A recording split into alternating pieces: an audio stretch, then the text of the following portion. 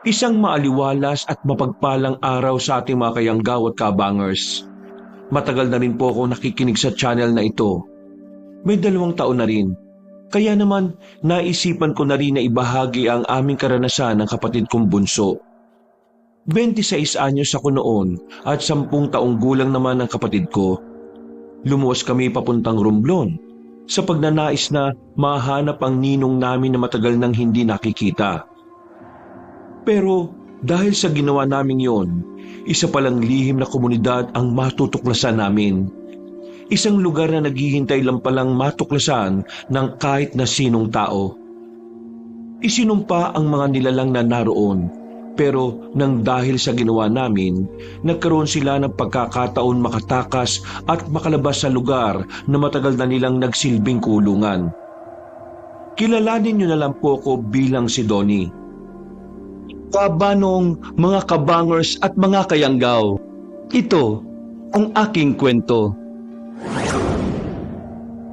Pero bago tayo magsimula, kung maaari sana'y pindutin niyo muna ang subscribe button kung bago pa lang kayo sa channel nating ito. Mag-subscribe na rin po kayo sa iba pa natin mga channel na ang Pamela Clamil at Kabanong version 2.0. Kung wala po sa nabanggit ko ang pangalan ng channel, at hindi po ang picture ko ang nakalagay sa profile pic, hindi po natin channel yon. Huwag po nating suportahan. Huwag po tayong mag-subscribe o i-unsubscribe po natin kung nakasubscribe na po tayo. Nagnanakaw po yon ng ating mga videos. Naglalambing po ko sa inyo na ang suportahan lang natin ay yung mga channel na nabanggit. Mag-iwan na rin kayo ng comment at pindutin na rin ang like button. Napakalaking tulong po sa ating channel ang gagawin niyong pong ito. Isang malaking suporta po yun sa ating channel na labis ko pong ipagpapasalamat. At ngayon, sa ating pagpapatuloy. Sigurado ka bang walang palya tong van na gagamitin natin, Berting, ha? Wala yan, sir. Kondisyon ko yan. Ako pa ba? Yan ka na naman eh. Ako naniniguro lang ako, ha? Sir naman, kailan tayo tumirik sa dana ito ang gamit natin? Hoy, para ipaalala ko lang sa'yo, nung nakaraang linggo lang tumirik yung sinasakyan natin eh. Nakakalimutan mo na ba? Pero sir, hindi naman itong sasakyan na ito yung gamit natin. Ibahin mo itong si Brownie. Ha? Brownie? Sa tagal ko na sa inyo at sa tagal ko na ginagamit itong sasakyan ng papa nyo, pinangalanan ko na siyang Brownie. Ayos ha? Kailan mo pa pinangalanan yan? Kahapon lang. Ay, pambihira. O sige na, tulungan mo na lang akong isang parito yung mga dadalhin nating gamit. Kakaunti lang talaga yun. Sir, hindi naman sa nakikialam ako pero parang gano'n na nga rin.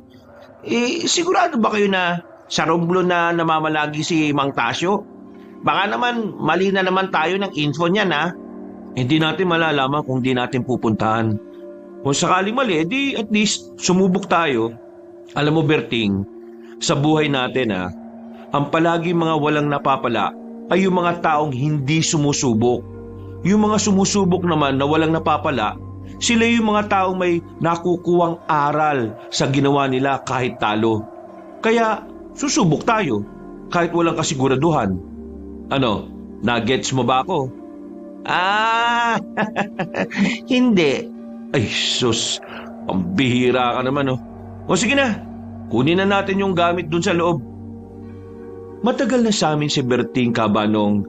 Sanggol pa lang ang kapatid kong si Buboy ay driver na namin siya. Ngayong 10 taon na ang kapatid ko, siya pa rin ang kasakasama namin. Para na rin namin siyang pamilya. Kagaya na lang din ni Mang Tasyo, o mas kilala sa tawag naming Tatay Tasyo. Si Tatay Tasyo ay parang magulang na namin. Kaibigan siya ni Papa. Siya ang nag-alaga sa amin dahil masyadong abala sa mga negosyo ang aming mga magulang. Mula pagkabata ko hanggang sa 5 taon na si Buboy ay nakasama namin siya. Pero pagkatapos noon, nagpaalam lang siyang bibili ng mantika pero hindi na siya bumalik. No! Gusto ko to isama. I want it. Bawal nga isama yan sa biyahe, sabi ng kuya mo. If you not sunod-sunod to you, kuya, You are not sama-sama sa amin. What? Ay, pambira ka naman kasi. Huwag ka na nga kasi mag-English-English. Kapag ako kausap mo mahirapan lang tayo pareho. Gusto ko nga itong isama sa pagkalis natin Paborito ko itong laruan Bawal nga ang robot sa Romblon. Kapag dinala mo tong robot mo, magiging marmol to. What is marmol? Oh, ano na naman ba tong naririnig kong sigawan ha?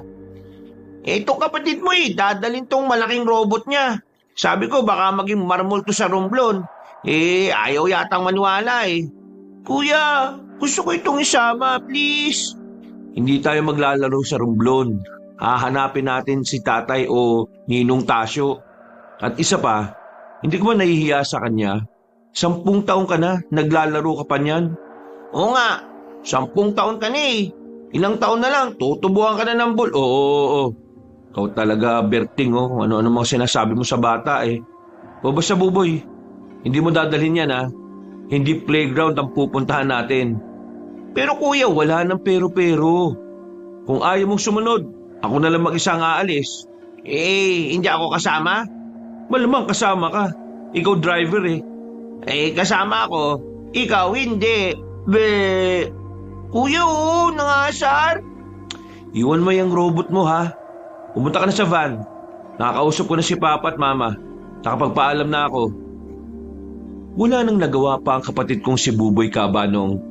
Sumakay na rin kami ng van at saktong 6:00 ng gabi, nakalis na rin kami ng bahay. Tahimik lang sa unang biyahe. Nang mapansin ni Berting na nakatulog na si Buboy sa kakaiyak, saka na niya ako kinausap. Sir, may kwento ko. Tigil mo na yan. Kung tungkol na naman yan sa 2 kalbo na nagsabunutan. Hindi sir, iba to. O ano ba yan? Narinig ko kasi usapan nila Aling Medina kanina at ni Daisy sa kusina. Yung tungkol daw sa di ba nga taga Romblon din sila? Oo nga. Tungkol ba saan? Nasabi kasi ni Aling Medina na maganda raw sa Romblon. O tapos? Yun na yun sir. Sus, wala ka talagang masabing matino no? Mag-focus ka na nga lang dyan sa minamaneho mo. Mamaya mabangga pa tayo. Natatawa-tawa pa siya sa pinaggagawa niya. Ako naman ay itinuon na lamang din ang atensyon sa dinaraanan namin. Makalipas ang ilang oras, nakarating na rin kami sa pier. Naisampa namin na maayos sa barko ang sasakyan namin. Sakto rin ang dating namin dahil ilang minuto na lang ay aalis na. Malayo-layo ang magiging biyahe namin. Kaya nang makarating na kami sa binayaran naming kwarto, nagpahinga na muna kami. Paggising ko, madaling araw na. Sabi ni Berting, mga gabi o madaling araw na rin kaming makakarating sa Romblon. O baka lagpas 1 araw, depende sa panahon. Nagising ko ba kayo, sir? Hindi naman. Bakit? Ano bang ginagawa mo kanina habang natutulog ako? Natutulog din. Baka kasi malakas yung hilik ko Hindi naman. Sir, tanong ko lang. Medyo personal ito Pero huwag mo na lang sagutin kung ayaw mo. Pero bakit hindi pa kayo nag-aasawa, sir? Sa edad nyo ngang yan pwede na kayong magkaanak Baog ba kayo? Sira ulo. Baog agad. Hindi ba pwedeng hindi pa ako handang maging magulang at maging isang asawa? Bakit naman hindi kayo handa? Nasa inyo na nga ang lahat Pera, kagwapuan. Pagiging handa sa isip. Ayoko mag-asawa agad ng hindi handa. Kasi ang maghihirap lang naman sa desisyon ko na yun yung magiging anak ko. Mahirap magkaroon ng isang ama na hindi handa sa responsibilidad. Kagaya na lang ng tatay namin. Nabuntis niya si mama nang wala sa plano. Kaya yun, nasanay na lang ako na mas madalas niya pang kasama yung mga kapwa niya negosyante kaysa sa amin. Kasi yun naman ang ginagawa niya bago ako mabuo sa mundong ito Kung sa bagay, may tama ka, sir. Ang daming nagiging magulang ng maaga ngayon dahil sa maraming dahilan. Una, kapusukan. Pangalawa, dinidiktahan sila ng lipunan na mag-anak na dahil pakaramdam ng mga tao kapag wala pang anak ang isang lalaki at babae. na pag-iiwanan na sila ng panahon. Pero ang realidad, hindi naman karera ang pagbuo ng pamilya o ang pag-aasawa at pag-aanak eh. Ang pagkakaroon ng pamilya ay dapat na kusang nabubuo dahil sa pagmamahal at pagiging handa sa mga bagay-bagay. Kapag nagpamilya ka kasi, tinatanggap mo na kaagad ang responsibilidad at obligasyon. At yung dalawang yan ay hindi mo dapat madiliing mapunta sa'yo. Kasi yung dalawang yan ang pinakamabigat na dadalhin mo bilang isang asawa at magulang. At saka, bakit ba nila minamadaling mag-anak ang isang tao? Sila bang magpapakain sa bata kapag sinilang na? Hindi naman, di ba? Pasensya na sir ah. Nagtatanong lang naman ako eh. Sinasagot ko lang rin naman yung tanong mo kaya sana malinawan ka. Ikaw, bakit hindi ka pa nag-aasawa? Halata ba sir? Walang napatol eh. Buwang ka kasi. Natawa na lang kaming dalawa. Matapos ang usapan namin, bumalik na lang kami sa pagtulog. Mabilis na kinain ng oras ang mga sandali. Hindi na namin namalayan na nakarating na kami sa Romblon. Sobrang haba ng binyahe namin. Todo pagod ang naramdaman namin kahit na magdamag lang naman kaming nakahiga at nakaupo. Nang makababa na kami ng barko, naganap na muna kami ng makakain. Sa hindi ko maalamang dahilan, nakaramdam ako ng pagkailang sa kung paano kami tingnan ng mga tao sa kainan. Hayaan mo lang sila. Ganyan talaga ang mga tao rito eh. Namamangha kapag nakakakita ng gwapo. Tingnan niyo sir, hindi tumitingin sa akin, sa'yo lang. Sira ulo. Bantayan mo si Buboy, baka mamaya may gawing hindi maganda sa atin yan. Masarap ang pagkain doon, Kabanong. Hindi ako nagkamali nang nabasa sa internet na magagaling talagang magluto ang mga taga-Romblon. Pagkatapos namin kumain, nagpahinga lang kami sandali sa tapat ng van. Tamang yosi habang nagpapatunaw ng kinain. Habang si Buboy naman, abalang-abala lang sa paglalaro ng cellphone.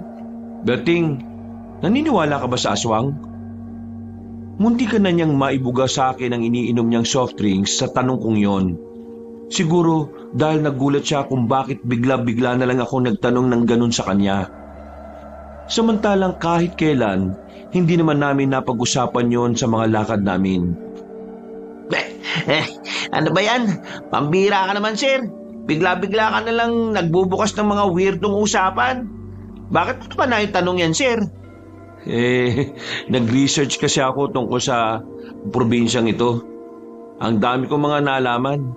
Mga masasarap na pagkain, mabubuting tao, mga magagandang tanawin. Pero meron akong nahalungkat na article eh. Hindi ko alam kung verified. Pero napukaw nun yung atensyon ko. Ang sabi doon, dito raw sa Romblon, dati raw may mga aswang dito. Wala naman daw sinasaktan ng mga aswang na yon. Pero ang haka-haka, nung unang panahon kumakain sila ng tao. Hindi ko alam kung totoo ang sinasabi sa article na yon ha. Kaya nga tinatanong kita kung naniniwala ka sa aswang eh. Ako kasi, 50-50. Maniniwala ka sir kung sasabihin kong naniniwala ako. Oo, maniniwala akong naniniwala ka. Ikaw yung tipong mahilig sa mga hindi mapaliwanag na bagay eh.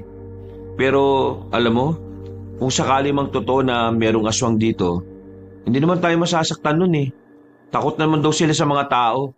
Pero malay nyo, yung mga aswang ngayon high-tech na rin. Gumagamit na rin yata sila ng cellphone eh. Para kapag meron silang bibiktimahin, text-text na lang o kaya tawagan na lang.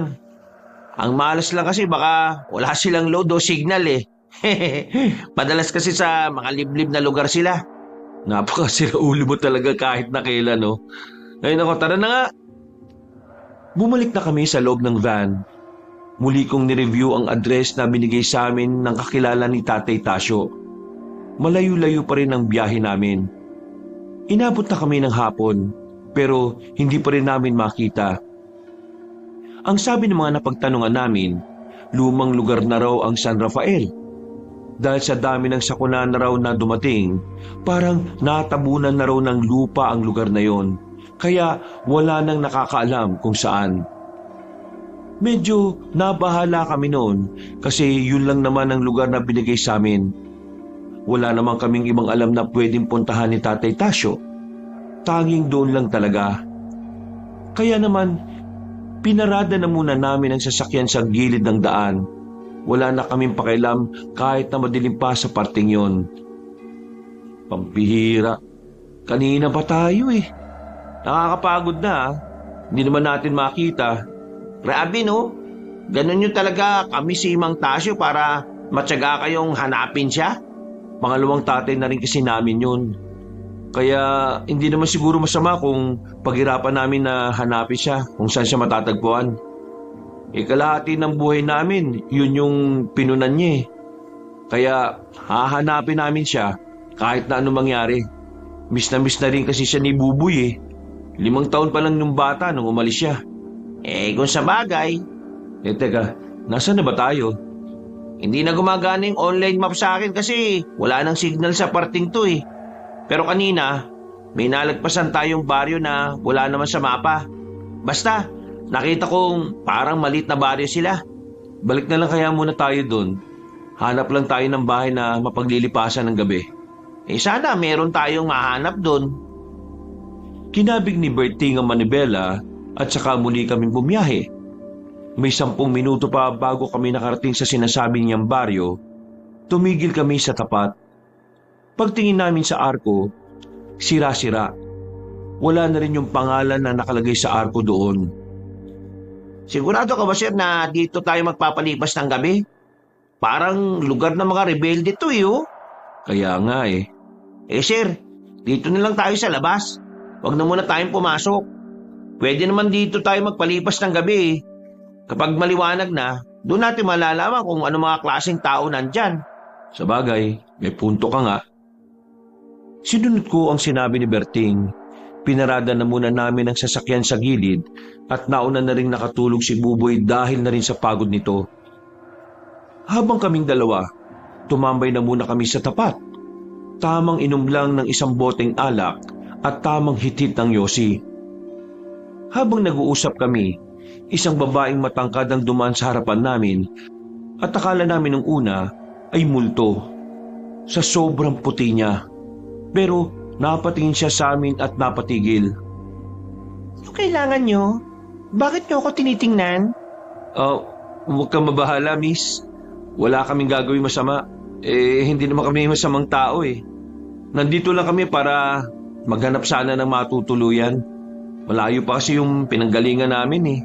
Tama si sir, ganun nga. Matutuluyan? Bakasyonista ba kayo? Parang ganun na nga. Meron kasi kaming hinahanap. May kilala ka bang Tasyo? Mang Tasyo kung tawagin ng iba? Tasyo? Wala akong kilalang ganun eh. Bago lang din kasi ako dito. Nagbabakasyon lang. Bakit nasa labas ka pa ng ganitong oras? Madilim pa sa daan. Kundi ito mga ilaw sa poste eh. Delikado. May sakit ang tiyahin ko eh. Kailangan ko makabili ng gamot.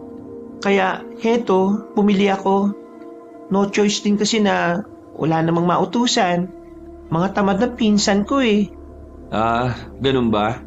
Kung kailangan nyo ng mauupahan na bahay, meron naman sa amin, kaso nga lang, hindi siya sementado. Gawa lang siya sa kawayan. Hindi gaya sa syudad. Ayos lang naman. Ang mahalaga naman sa amin makapagpahinga kami. Pwede mo ba kaming dalhin doon?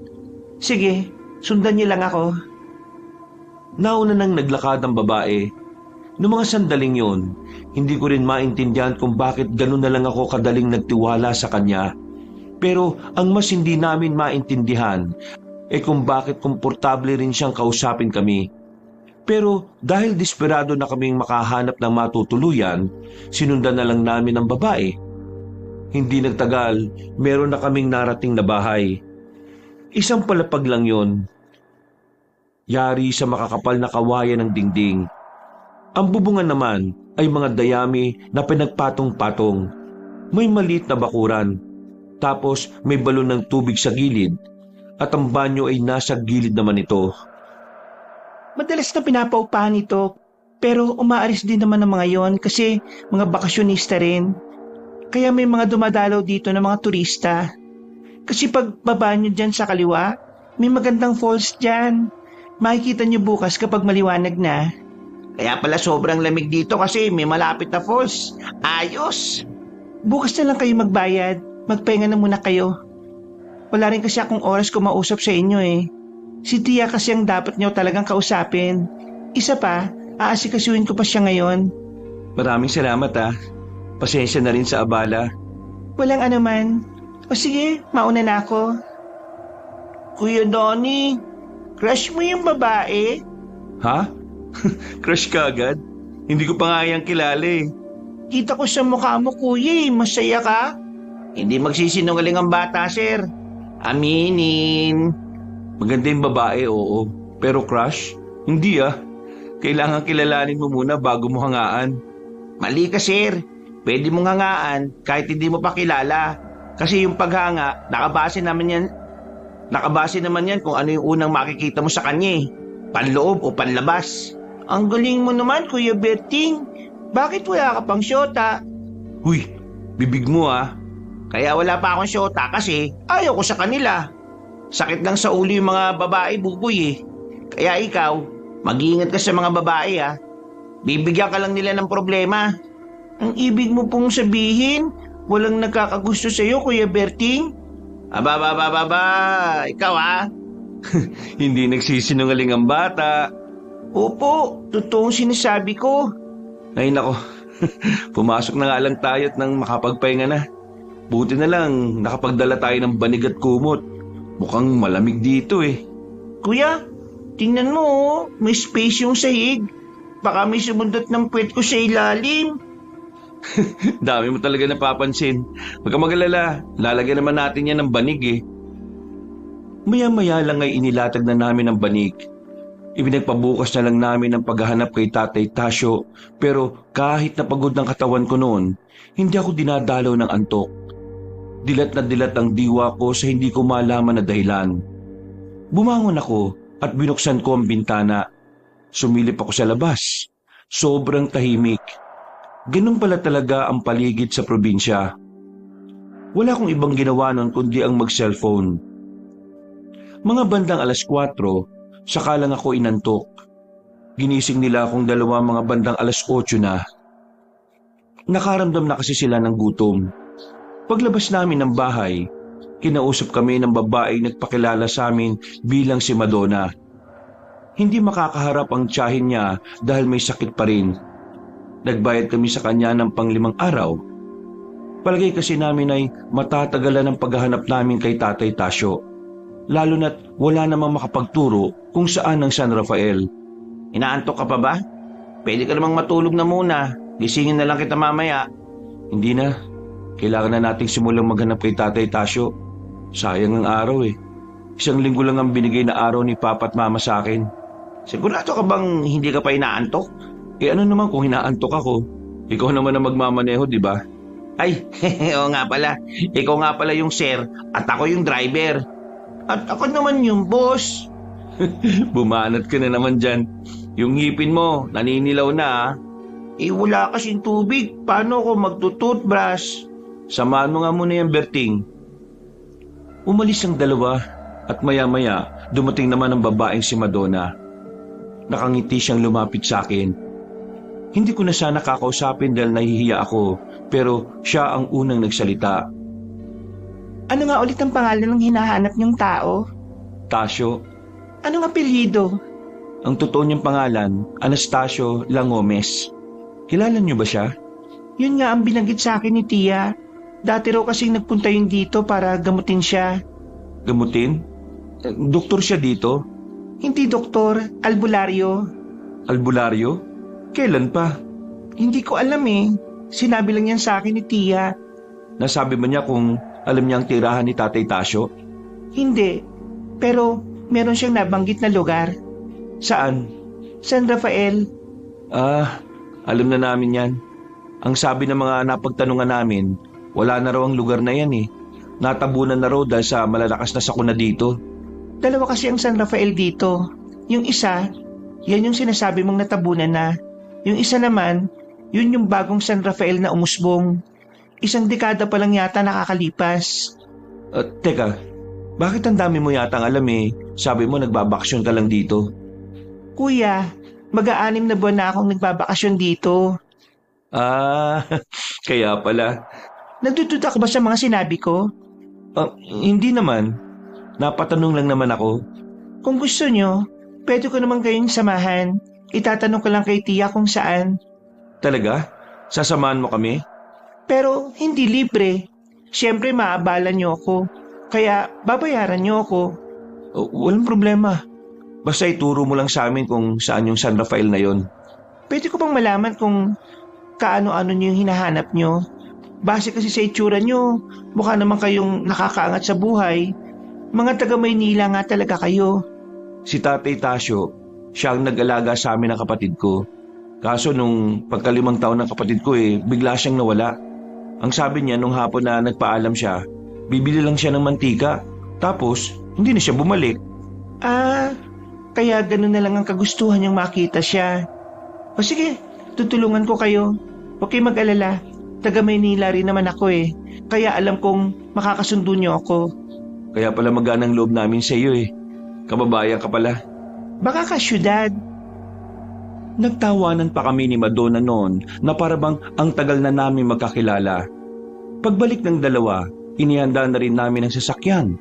Iniwan na muna ang ibang gamit sa bahay, pero dinala namin ang mga importante. Medyo tahimik lang ang unang oras ng biyahe. Nagkakaroon siguro ng pag-aalinlangan si Berting at Buboy na dumaldal dahil meron kaming ibang kasama. Maya-maya pa, binasag na rin ng babayang katahimikan. Naintindihan ko nararamdaman nyo. Minsan na rin kasi ako naghanap ng isang ama. Ang pagkakaiba lang siguro natin, yung akin, totoong ama ko talaga. Kaso ang problema, nung nahanap ko siya, may iba na pala siyang pamilya. Medyo nakakalungkot pala yung nangyari sa'yo. Ganun talaga. Pero hinayaan ko na lang. Ang mahalaga naman sa akin ngayon, may tiyahin ako na umiintindi sa akin.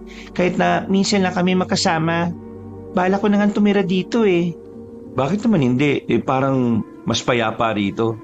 Uy, si kuya, kinakausap si ate. Huy, manahimik kang ang bata ka. Ipakain kita sa aswang Nang sabihin ko yon, nakita ko ang kakaibang ekspresyon sa mukha ni Madonna. Napatingin siya sa labas nang mapansin niyang nakatingin ako sa kanya. Hindi na ako nagdalawang isip na tanungin siya. Nag-alala rin kasi ako na baka hindi niya gustong makarinig ng salitang aswang. Madonna, pasensya na pero may mali ba sa sinabi ko? Takot ka ba sa aswang? Wala ka namang maling sinabi. Meron lang talaga akong naalala. Naalala? Anong... Uy! Biglang malakas na pumreno si Berting. Uy, Berting! Ano ba? Bakit ba napreno ka ng napakalakas? Makati lang yung puwet ko Ayan, andar na ulit. Papansin si Kuya Berting Ano na nga ba yung sinasabi mo, Madonna? Ayokong sabihin to. Baka matakot ang kapatid mo. Di yan. Walang hiya yan Hindi yan marunong matakot. Nung mga unang linggo ka dito, meron ako naging karanasan sa mga aswang. Meron kasi kaming pinuntahan na pista. Akala namin, normal na tao lang ang mga nandun. Pero hindi pala. Sinasabi mo ba, miss, na aswang ang mga napuntahan ninyo? Hindi naman lahat pero may ilang kabahayan doon na puro aswang ang nakatira. Munti ka na kaming mapahamak ng mga pinsan ko ron. Buti na lang, tinulungan kami ng mga kasama naming lalaki kaya nakaalis kami. Pero kung hindi kami nakatakas, baka raw wala na kami ngayon. Nangangain daw kasi ng mga tao yung aswang Ay nako, ano ba itong kinukwento ko? Mukhang hindi naman kayo maniniwala Ayos lang. Medyo naiintriga rin naman ako sa mga aswang na yan Ibig sabihin lang yan, totoo pala talaga mga nabasa ko sa internet. Meron pala talagang aswang dito sa Romblon. Meron, pero ang sabi kasi sa akin ng tiyahin ko, palipat-lipat daw ang mga yan Kaya hindi mo rin talaga malalaman kung ang kinalalagyan mo ay lugar na ng mga aswang. Sir, alam mo yung sinabi kong kwentuhan nila Aling Medina at ni Daisy? Ang totoo, aswang ang usapan nila. Nakaraang taon lang daw merong natagpo ang grupo ng aswang. Pero hindi naman daw nananakit. Pero siyempre, nakakabahala pa rin, di ba? Magsasalita pa sana ako nang bigla na lang umiyak si Buboy. Nung una, akala namin naipit siya sa upuan. Yung pala, takot na siya sa pinag-uusapan namin. Dahil doon, itinigil na namin ang ganong klase ng usapan. Makalipas ang ilang sandali, tinuro na rin ni Madonna ang sinasabi niyang San Rafael. Isa itong baryo na hindi hamak na mas maayos kumpara sa unang mga napuntahan namin. Sa bungad pa lang ay malinis na. Maayos ang nakalagay na pangalan sa itaas, San Rafael. Pagsilip namin sa loob, may mga tao na abalang-abala sa ginagawa. Pero ang baryo na yon ay nasa liblib na, kaya hindi gaanong nadadaanan ng mga sasakyan. Ang sabi ni Lola, diyan lumipat yung mga taong naapektuhan ng sakuna sa unang San Rafael. Hindi ko alam kung nandyan yung hinahanap nyo. Pero ayan yung baryong hinahanap nyo. Medyo weirdo nga lang dyan. Kasi sabi ni tita, uling punta niya dyan, munti ka na siyang hindi makauwi. Ayaw siyang paalisin ng mga nandyan. Hindi ko alam kung bakit. Buti na lang nakumbisi niya rin sa bandang huli. At ito pang nakapagtataka. May usap-usapan na yung mga tao dyan, hindi umaalis ng baryo nila. Kaya magtataka ka talaga Paano sila nabubuhay dyan? Bakit ngayon mo lang sinasabi sa amin? Oo nga, ang haba ng biyahe natin. Hindi mo sinabi kanina. Ayaw niya namang mag-usap ng misteryosong usapan, di ba? Ano sir, tutuloy pa ba tayo? Wala naman tayong kasiguraduhan kung haka-haka o totoo lang yung mga sinabi ni Madonna. Siya na rin na nagsabi, usap-usapan lang. Yung sinabi ko tungkol sa karanasan nila Tia, totoo yun. Baka naman may mga nangyari sa loob na hindi mo alam kaya ayaw silang pauwiin. Wala naman akong problema kung ayaw niyong maniwala Ako naman nagsasabi lang sa inyo. Hindi na ako sasama sa inyo sa loob Pwede bang ihatid niyo na lang ako sa kalsada para makasakay ako ng tricycle? Bago kami pumasok sa San Rafael, hinatid na muna namin si Madonna para makauwi. Binigyan namin siya ng pera, kasama na rin ang bayad sa pagsama niya sa amin. Maya-maya lang, pumasok na rin kami sa baryo. Nakakailang dahil nang makita kami ng mga nasa bungad, lahat sila ay tumigil sa kani-kanilang ginagawa. Nakatingin sila sa amin na parang yun ang unang pagkakataon na nakakita sila ng tao. Magandang tanghali po sa inyong lahat. Nandito po kami dahil meron kaming hinahanap. Sir, mukhang hindi naman titira si Mang Tasyo sa ganitong uri ng lugar Kailangan pa rin nating subukan kung nandito nga. Kuya, parang natatakot na ako dito. May matandang babae na dumating. Maayos ang suot niya. Malinis at mukhang magara. Maaliwalas din ang mukha kahit medyo kulubot na rin ang balat. Nakangiti, kumpleto pa ang ngipin.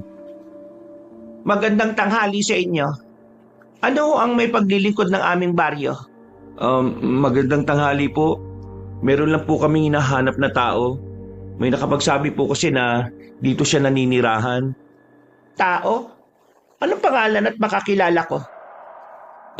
Tasyo po. Tasyo? Teka, Anastasio Longomes ba ang tunay niyang pangalan? Parang nabuhayan ako ng loob ng mga sandaling yon, Kabanong. Nagkaroon kami ng pag-asa na sa wakas, makikita na rin namin si Tatay Tasyo. Opo, siya nga po. Nasaan po siya? Teka, kaano-ano niya ba kayo? Ninong po namin siya. Bukod doon, parang tatay na rin kasi siya sa amin. Kasi siya ang nag-alaga sa amin nung bata pa po kami. Dito nga nakatira si Tasyo. Ang kaso, umalis siya ngayon. Nanggagamot kasi ang taong yon. Alam niyo ba na isa siyang mahusay na albularyo? So, totoo talaga na albularyo siya? Abay, oo naman. Napakahusay ng taong yon. Sa katunayan, marami na siyang natulungan. Sir, mukhang manggagamot talaga si Mang Tasyo dito sa Romblon Siya nga pala. Ako nga pala si Loresca. Ako ang asawa ng kapitan dito, si Demetrio. Kami ang namamahala rito sa baryo namin. Kung gusto nyo, dadaling ko kayo sa bahay ni Tasyo. Ang kaso nga lang, wala naman siyang kagamit-gamit. Kapag naalis kasi siya, yung kakaunting gamit na kaya niyang dalhin, dinadala niya. Hindi naman kasi talaga siya taga rito. Nakiusap lang siya sa akin na pansamantalang dito muna siya kasi meron siyang ginagamot na malapit lang dito. Kailan naman po kaya siya babalik? Hindi ko rin alam. Depende kasi yan. Kapag marami siyang ginagamot, napapatagal. Kung alam ko lang kung saan siya nanggagamot, abay ituturo ko na lang sa inyo. O tara, sumunod kayo sa akin. Dadaling ko kayo sa bahay niya para habang hinihintay niyo siya may matutuluyan kayo. Nagkatinginan kaming dalawa ni Berting. Napatangon na lang kami. Sinundan namin ang matanda. Habang ang mga nadadaanan naman namin ay ngumingiti lang.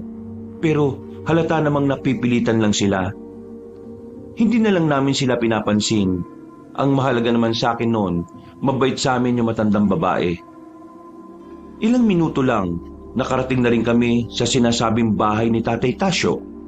Bakuran pa lang, mahahalatang bahay yun ng albularyo. Ang dami kasing mga nakasabit na burloloy.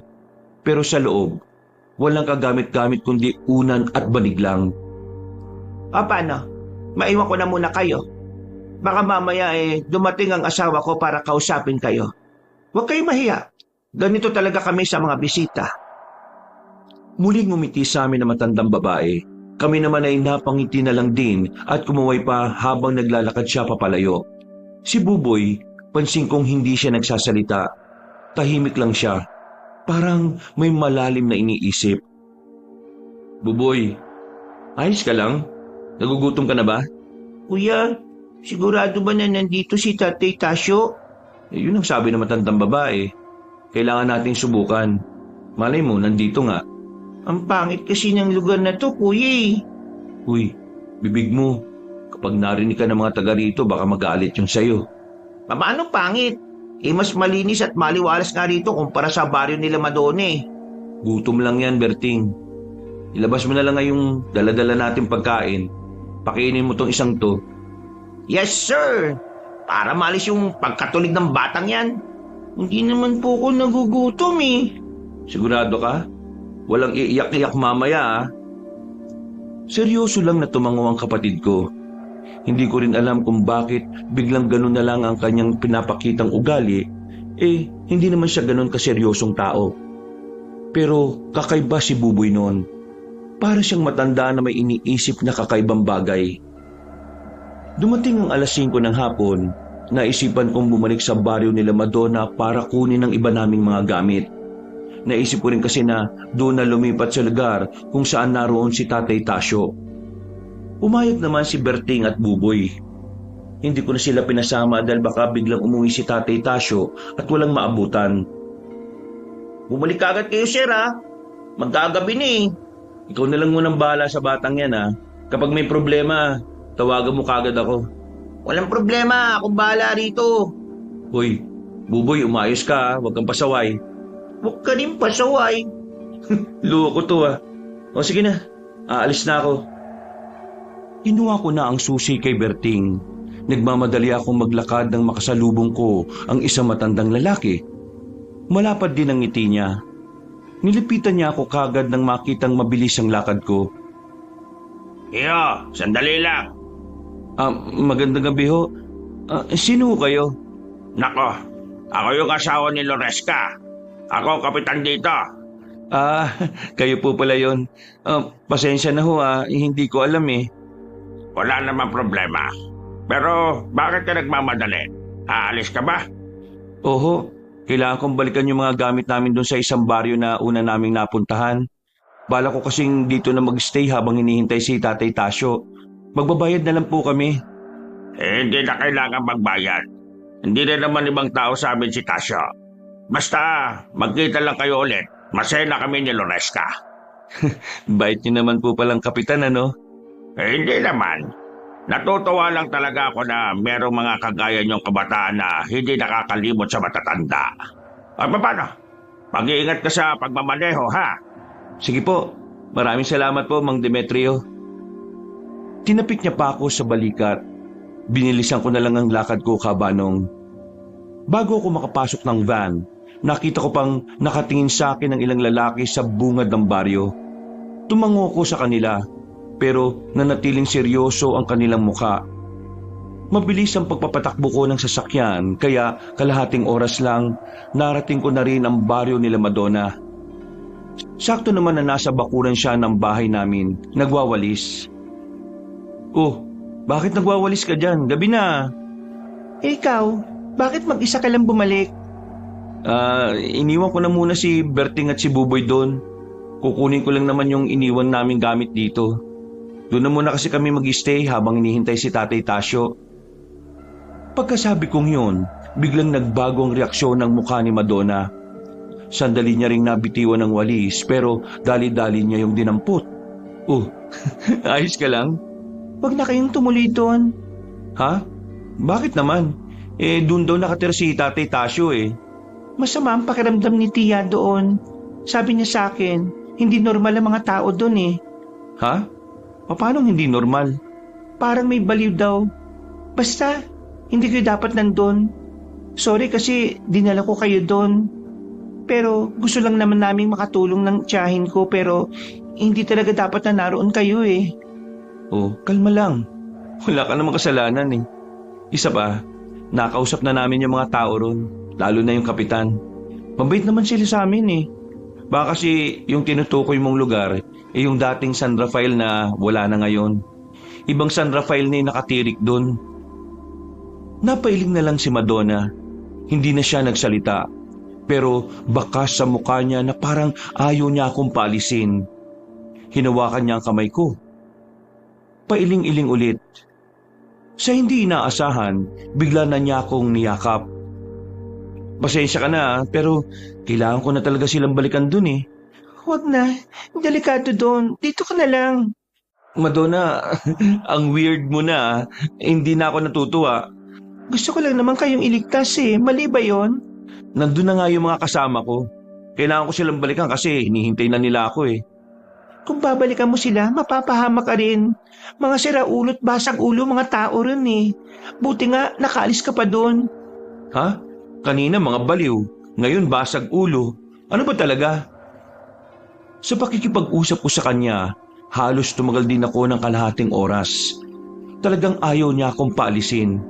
Kulang na lang lumambitin siya sa braso ko. Pero hindi ako nagpapigil. Kailangan ko makabalik dahil naroon din nakatira si Tatay Tasyo. Inalis ko ang pagkakakapit niya sa akin. Naglakad ako ng mabilis. Sa puntong yun, naisip ko na baka si Madonna at ang mga taga roon talaga ang weirdong mga tao. Lahat sila masama ang tingin sa akin nang binitiwan ako ni Madonna. Pero wala na akong pakialam. Bit-bit ko ang mga gamit namin. Nakabalik ako ng sasakyan. Dali-dali kong pinaharurot ang sasakyan. Siya tong nakakatakot eh. Hindi naman siya ganun kaninang umaga. Matino siyang kausap. Ay, nako. Dapat pala talaga. Hindi kami basta nagtiwala sa kanya. Parang siya yung baliw eh. Napapailing na lang ako habang nagmamaneho kabanong. Habang nasa kasagsagan ako ng biyahe, bigla akong nakaramdam ng kaba. Hindi ko maintindihan kung bakit. Pero dahil doon, binagalan ko ng kaunti ang pagpapatakbo. Napahawak ako sa dibdib ko. Noong mga sandaling yon, naisipan ko ng tawagan si Berting. Tumigil na muna ako sa gilid dahil doon lang may matinong signal. Ha? Out of coverage area? Bakit? Wala bang signal doon? Binilisan ko ang pagmamaneho. Nang malapit na ako sa baryo nila Mang Demetrio at Aling Loresca, napatapak ako ng preno nang biglang may humarang sa daan. Pagtingin ko sa labas, si Berting. Bitbitan niya ang walang malay na si Buboy. Sa sobrang pag-aalala ko, ay agad ko silang pinagbuksan at pinapasok. Usang gala, anong nangyari sa kapatid ko? Bakit may dugo yan? Bakit walang malay yan? May sugat siya sa palad, sir. Pero hindi dahil dito kaya siya hindi matay. Nakakita kami ng aswang. Sa sobrang takot kaya siya nawala ng malay. Ano? Aswang? Bilisan niyo na, sir. Magmaneho ka na. Ako nang bahala maglinis sa sugat ng kapatid mo. Marunong ako. Sige na, bilisan mo na. Noong mga sandaling yun ay sinunod ko na lang ang sinabi ni Berting Habanong. Pinaharurot ko ang sasakyan pabalik. Hindi na kami tumuloy sa baryo. Nang medyo nakalayo-layo na kami, ay hininto ko na muna ang sasakyan sa may bandang gilid. Ikwento mo nga sa akin, ano bang nangyari? Ano yung aswang? Lahat ng tao sa baryo ng San Rafael, aswang. Kitang-kita ng dalawang mata ko, sir. Namin ni Buboy, kung paano sila nagpalit ng anyo. Teka. Paano naman mangyayari yun? Hindi naman sila aswang ah. Di ba nakalis pa nga ako eh. Kung aswang sila, dapat on the spot kinain na tayo. Hindi ko rin nga alam eh.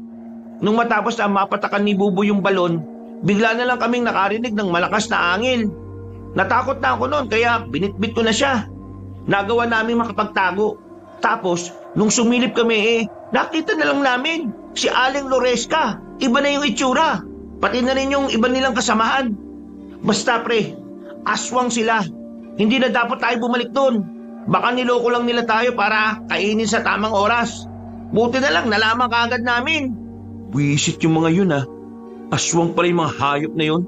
Tingin ko kaya nila kilala si Mang Tasyo kasi isa si Mang Tasyo sa kumakalaban sa kanila. Narinig ko kasi kanina, sabi ng isang lalaking aswang, pwede raw nila tayong gamitin panlaban kay Mang Tasyo. Ang tanong ngayon, sana ba talaga natin mahahanap si Tatay Tasyo? Sa ngayon, kumalma na muna tayo para makapag-isip. Walang ya, kinabahan talaga ako dun ah. Yung kapatid ko, ayos lang ba talaga siya? Paano siya nagkaroon ng sugat? Naggaya kasi itong tumae. Wala namang banyo sa bahay na yun kaya sabi ko, iigibang ko na lang siya ng tubig sa balon tapos tumae siya sa halamanan. Ang kulit, nakihawak din sa timba. Yero yun. Ayun, nasugat. Ang mahalaga, ayos lang siya. Hindi ko mapapatawad ang sarili ko kapag may nangyari sa kanya. Sir, pasensya na kanina ah. Sa sobrang taranta ko, natawag kitang pare. Wala yun. Halos magkasing edad lang naman tayo eh. Kung bumalik na lang kaya tayo kina Madonna, tama sila ng sinabi. Hindi na tayo babalik doon. Ha? Bakit? Hindi ba kayo nagkasundo? Kanina, ang weirdo niya. Para siyang poses ng kung ano. Pinipigilan niya ako makabalik kagad sa inyo eh. Hinala ko nga, aswang din sila eh. Tapos, kaya niya ako pinipigilan para dalawa lang kayo ni Buboy doon. Bakit? Nakita mo ba siyang naging aswang? Baka ayaw niya lang talagang mapahama ka. Masama nga ang kutob ko eh. Tingin pa lang sa akin ng mga tao ron, kakaiba na eh. Hindi naman sila ganun nung unang dating natin eh. Di kung ganun, hindi rin pala talaga tayo babalik sa kanila. Ang tanong, tayo ngayon. Bahala na. Full tank naman tayo eh. Kung saan tayo dalhin basta ligtas. Ako na magmamaneo, sir, para makapagpahinga ka. Nagpalitan na kami ni Berting. Naging tahimik na ang mga sumunod na minuto. Nagising na rin si Buboy noong mga sandaling yun. Ramdam na ramdam ko pa rin ang takot base sa kanyang paghawak sa kamay ko. Nanginginig siya. Niyakap ko na lang siya para kahit na papaano, mabawasan ang pangamba na kanyang nararamdaman. Hindi pa kami nakakalayo sa pinanggalingan namin. Biglang may pumutok ng gulong namin. Agad naman kaming bumaba. Karga ko sa likod ko ang kapatid ko nang tingnan namin kung ano ang nangyari. Pagtingin namin sa kalsada, may mga nakakalat na kahoy na mayroong mga nakauslim pako. Parang sinadya. Meron naman kaming pamalit na gulong. Pero sa mga sandaling yon, nakaramdam na ako ng kakaiba. Parang may mga nagmamasid sa amin. Kaya sa halip na magpalit ng gulong ay sinenyasan ko na si Berting. Agad naman namin kinuha ang tubo sa loob.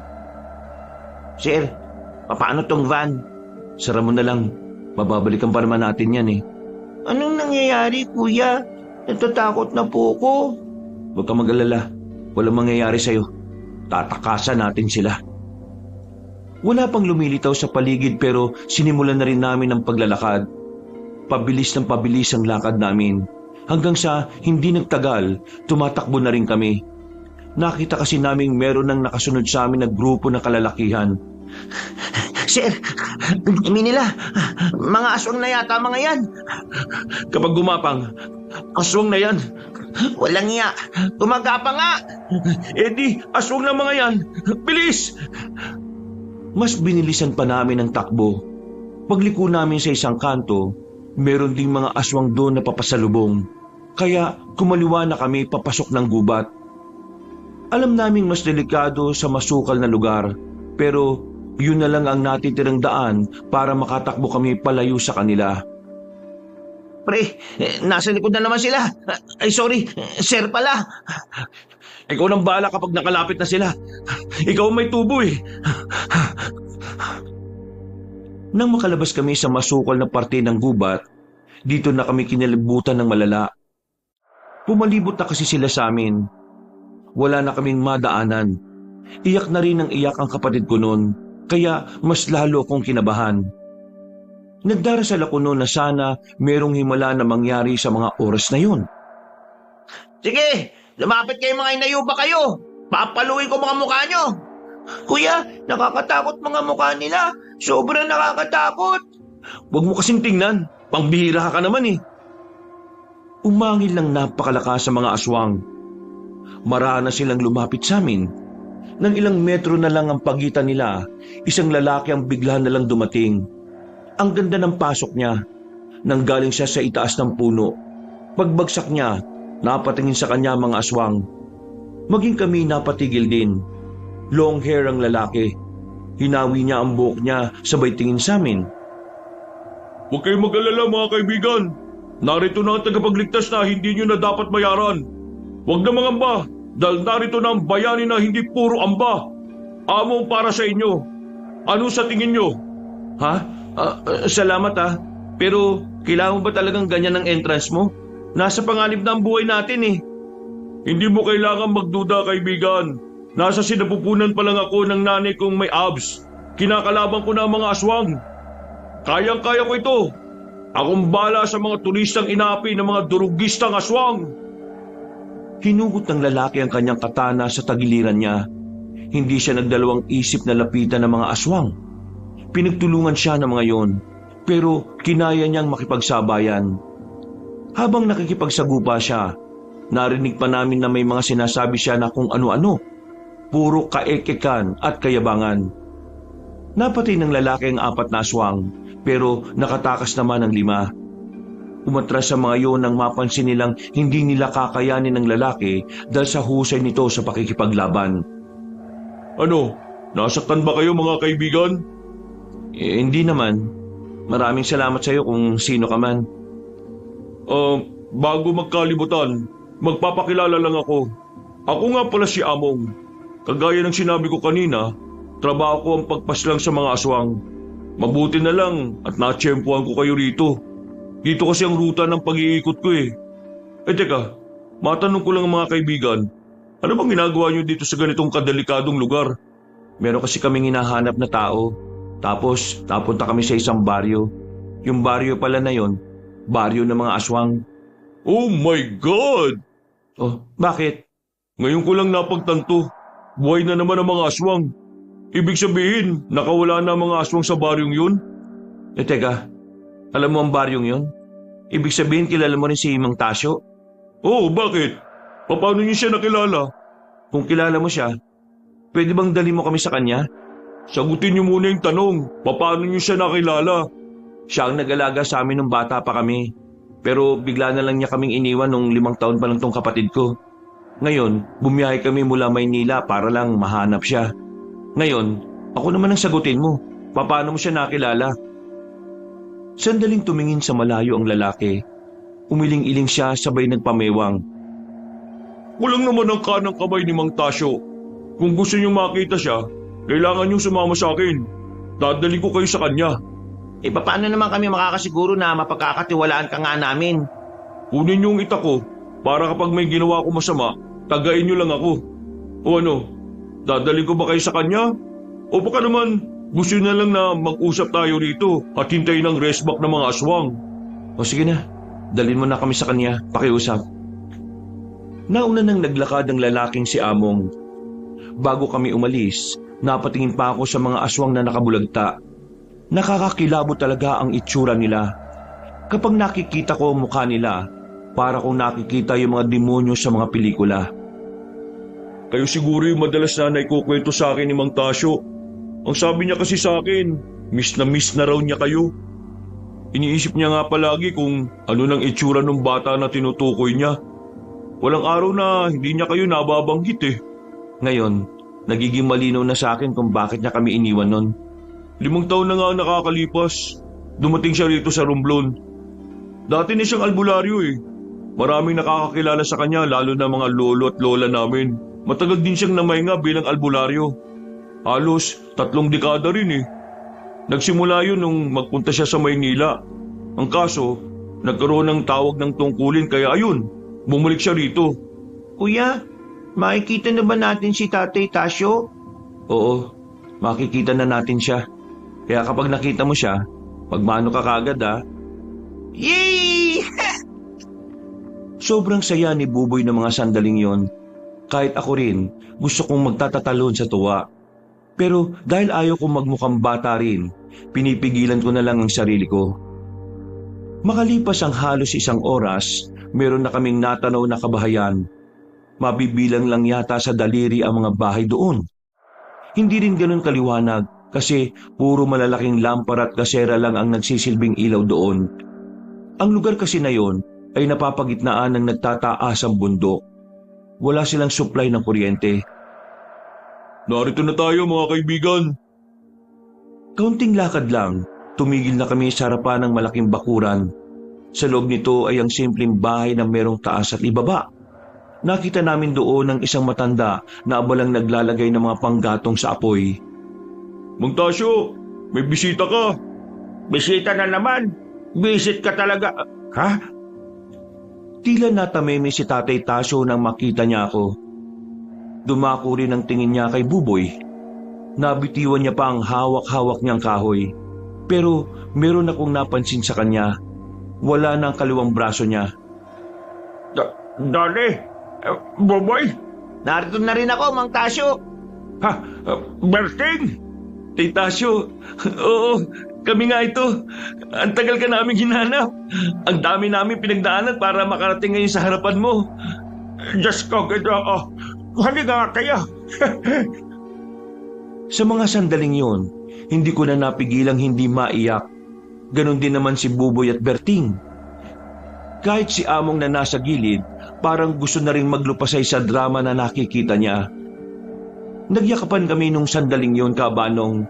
Sa sobrang tagal naming hindi siya nakita, parang kulang ang sandaling yon para maibsan ang pangungulila namin sa kanya. Na kahit hindi naman siya ang tunay naming ama, parang siya na rin ang talagang naging magulang namin. Ilang minuto lang, hinandaan na muna niya kami ng makakain. Ang dami naming napagkwentuhan ng mga bagay-bagay. Mga nakaraan nung kasakasama pa namin siya sa bahay. Pagkatapos, nilinisan na muna niya ang sugat ng kapatid ko. At dahil sa gamot, agad na inantok si Buboy. Kami na lang ang nasa bakuran, tulog na ang bata. Tamang oras para pag-usapan ang mga nangyari. Tay, anong nangyari sa braso niyo? Nung bago kayo umalis, okay pa yan ah. Oo nga, naalala ko dati. Yung kaliwang braso mo pa yung pinangsampal mo sa akin nung nagwala ako nung lasing ako eh. Huminga ng malalim si Tatay Tasyo. Sandali siyang lumagok ng tsaa. Napangiti siya ng papilit at napadako ang tingin sa malayo. Mababakas ang kanyang lungkot base sa reaksyon ng mukha niya. Naputulan ako ng isang braso ng dahil sa mga aswang. 5 taon na nakalilipas. Napalabang kami sa mga nilalang na yon. Sa sobrang lala ng laban, nadali ang braso ko ng pinakamabangis nilang aswang. Kaya napilitan akong ipaputol na lang ito dahil kakalat ang lason sa katawan ko. Malalakas ang mga aswang nun. Sa sobrang lakas nila, hindi namin sila nagawang talunin. Pero nakaisip ako ng paraan para hindi na sila makapambiktima pa ng kahit na sinong tao. Nagtulong-tulong ang matatandang albularyo at mga veteranong mangriritual. Habang nasa kalagitnaan sila ng kanilang pagpapahinga, naglagay kami ng mga pangontra sa palibot ng kanilang baryo. Ang pangontrang yon ay parang sumpa dahil hindi na sila makakalabas sa baryong yon sapagkat ang mga pangontrang nakapalibot sa baryo nila ay malakas. Kaya kapag tinangka nilang makaalis, makakaramdam sila ng matinding sakit ng ulo hanggang sa ikabaliw nila. Habang gumagana ang pangontra, hindi sila magiging aswang. Magiging natural na tao lang sila sa loob ng lugar na yon. Astig naman pala ng pangontrang yan. Ang pangontrang yun ay galing pa sa mga sinaunang albularyo. Isang beses lang yun pwedeng gamitin. Tay, San Rafael ba yung sinasabi niyong lugar? Bakit? Nanggaling ba kayo ron? Doon kami napadpad eh. At dahil sa amin, kaya nabuhay ulit ang mga aswang. Huwag kayong panghinaan ng loob. Noon pa man pinaghandaan na namin ang ganitong sitwasyon. Ang mahalaga naman sa akin, ligtas kayong tatlo na nakarating sa akin. Wala na akong pakialam kung nabuhay man sila o hindi. Pero yung pinaghirapan niyo, sinira lang namin. Kaya patawarin niyo kami kung dahil sa amin pwedeng mapahamak ang mga tao. Wala na tayong magagawa kasi nangyari na eh. Mas pipiliin pa rin namin ang buhay ninyo kaysa sa kung anuman. Kaya huwag ka na malungkot, kaibigan. Kaya naman namin gawa ng paraan yun eh. Tama si Among. Kaya huwag ka ma-down, anak. Pero nagtataka lang ako. Paano sila nabuhay? May nagawa ba kami para mabuhay sila? Ang dugo ng tao. At mas napadali ang pagkabuhay ng pagiging aswang nila dahil sa bata pa nang galing ang dugo na kanilang naamoy. Kaya walang kahit na sinong tao nagtatangkang pumasok sa lugar na yun eh. Kasi sa oras na makagawa ng paraan ng mga naroon para makaamoy ng dugo ng tao, agad-agad silang magiging aswang. Yun ang dahilan kung bakit hindi namin sila pwedeng patayin sa loob ng mismong lugar nila. Dahil bukod doon, delikado rin. Marami silang hinandang mga patibong eh. Ibig sabihin, nakahanda silang patayin kami sa bungad pa lang. Kaya hinayaan na lang namin silang mabuhay doon. Pero hindi niyo ba sinubukang sunugin yung lugar nila para sama-sama na rin silang mamatay? Sinubukan na rin namin yan. Ilang beses na. Pero alam nila ang gagawin nila sa ganong sitwasyon eh. Kaya kahit mambato kami ng apoy, agad naman nilang napapatay. Isa pa sa nagpapahirap sa amin, malawak ang baryo nila. Maraming pwedeng pagtaguan. Lalo na yung mga nagtataasang puno. Meron din mga hinukay na lungga. Kakaiba din pala yung mga aswang na yan, Tay Tasyo. Buti na lang talaga. Naligtas kami nitong si Among eh. Kung hindi, baka wala na kami ngayon. Ako pa ba? Among yata ito. Yan ka na naman eh. Nagyayabang ka na naman. Pero Tay, bakit hindi mo man lang sinabi sa akin ang dahilan kung bakit kailangan mong umalis? O kahit kina mama at papa? Nung sandaling yon, wala na akong oras magpaliwanag. Kailangan na ako ng mga tao rito. Isa pa, ayoko rin naman na magbago ang tingin nyo sa akin. Gusto ko, ang tingin nyo lang sa akin na isang pangalawang magulang. Hindi isang durugista ng aswang na madalas natatalsikan ng dugo sa katawan. Iniisip ko kasi noon, baka hindi nyo ako maintindihan. Lalong-lalo na ang papa mo. Kahit na magkumpare kami, kilala ko kung paano siya mag-isip. Baka isipin pa noon kriminal ako. Pero wag ka. Nagbabago na yun. Hindi na mainitin ang ulo nun ngayon. Baka naman kasi high blood na, kaya kalma-kalma na lang. Nadali mo, Tay. Sabi na nga pa Nagtawanan na lang kami ng mga sandaling yon, Kabanong. Parang walang nangyaring habulan dahil sandali naming nakalimutan ang mga kaganapan. Noong mga oras na yon, sobrang gaan ang pakiramdam ko. Hindi ako nakakaramdam ng kahit na anong takot o pangamba dahil kasama namin siya. Maya-maya lang, pinapasok na rin kami ni Tatay Tasyo. Umuwi na rin si Among para makapagpahinga. Hindi ako makatulog noon. Habang si Berting, sobrang lakas na ng hilik sa loob. Lumabas ako ng bahay. Inabutan kong abala pa rin si Tatay Tasyo sa nilalaga niya. Hindi ka magpapahinga? Di pa po ako dinadalaw ng antok eh. Siguro dahil masaya lang talaga ako kasi sa wakas, nakita ka na rin namin. Pasensya na kayo ha. Ang dami niyong pinagdaanan para lang mahanap ako. Naku, worth it naman eh. Kaya ayos lang. Kumusta? Nag-asawa ka na ba? Hindi pa ho. Sakit lang sa ulo yan eh. Kung sa bagay, may punto ka. Pero Tay, nag-aalala ako sa inyo. Lalabanan niyo pa rin ba yung mga aswang kahit na wala nang kaliwang braso niyo? Kaliwang braso lang naman ang nawala sa akin, anak. Hindi ang katapangan. Hanggat hindi ka kinakain ng kaduwagan, kahit wala ka pang 2 kamay at 2 paa, lalaban at lalaban ka pa rin kahit ang kaya mo lang gawin kagatin sila. Kakaiba ka talaga, Tay. Noon pa man, napakatapang mo na talaga eh. Naalala ko, munti ka na kayong magsuntukan ni Papa dahil lang sa akin. Sara ulo naman kasi ang papa mo Uuwing lasing tapos ikaw ang pag-iinitan. Alam mo, miss ko na rin yung papa mo Sana makauwi na rin ako sa Maynila pagkatapos nitong mga problema dito. Naging maganda naman ang muling pagkikita naming yon ni Tatay Tasyo. Naging payapa ang gabi namin. Kinabukasan, ipinakilala niya kami sa mga kapwa niya albularyo na taga roon din. Mababait ang mga tao roon. Mainit ang pagtanggap nila sa amin. Sa katunayan, pinaglutuan pa nila kami ng masasarap na pagkain para sa aming pagdating. Masasabi kong maayos ang lugar na kinalalagyan ni Tatay Tasyo dahil para makaramdam kami ng kapanata. Dahilan para makaramdam kami ng kapanatagan. Pakiramdam namin ay ligtas kami ron. Pero ang kasiyahan namin ay hindi permanente nung panahon na yon. Dahil habang nasa Romblon kami, kailanman ay hindi matatahimik ang mga aswang. Ayon kasi kay Tatay Tasyo, si Buboy ang pinakagusto nilang kunin dahil ang dugo ni Buboy ang muling nagpabalik ng kanilang pagiging aswang. Nak, bukas ng umaga, kailangan nyo ng lisanin ng Romblon ha.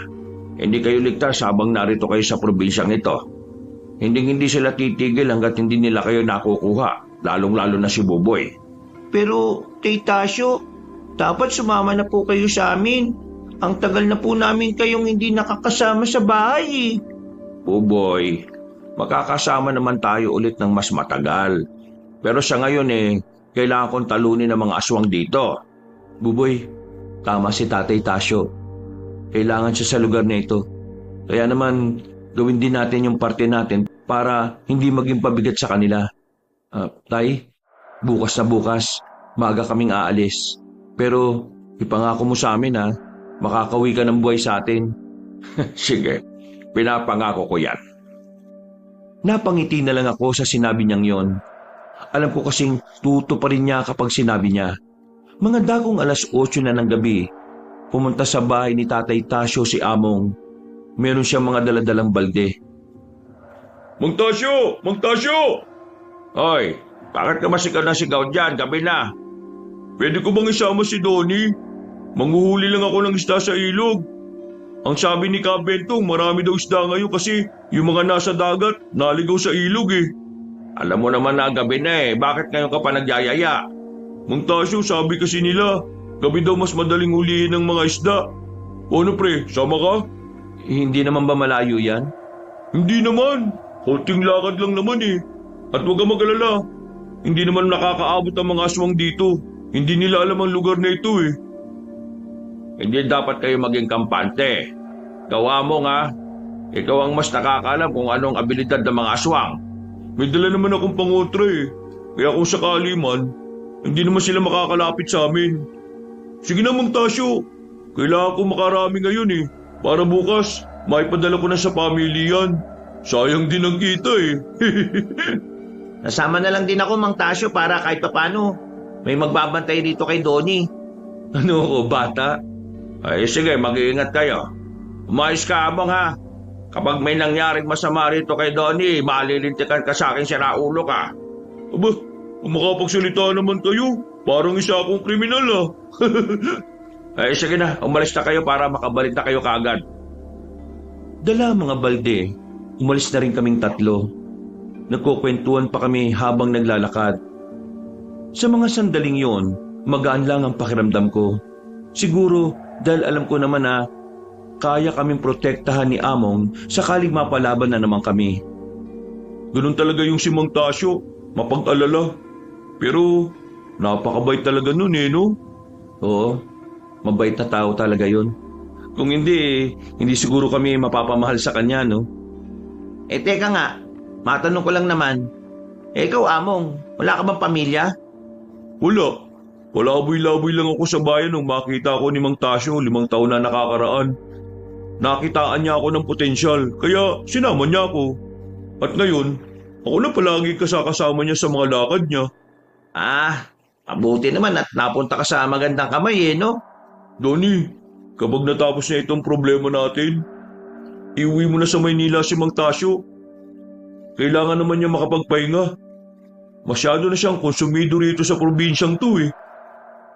Kahit kasi nung nakakulong pa ang mga aswang sa San Rafael, lagi siyang nababahala at problemado kung papaano papaslangin ng mga yun. Ganun ba talaga siya kabangis? Mabangis sila sa mabangis. Sa katunayan, hanggang ngayon, hindi pa rin namin alam kung paano namin sila tatalunin eh.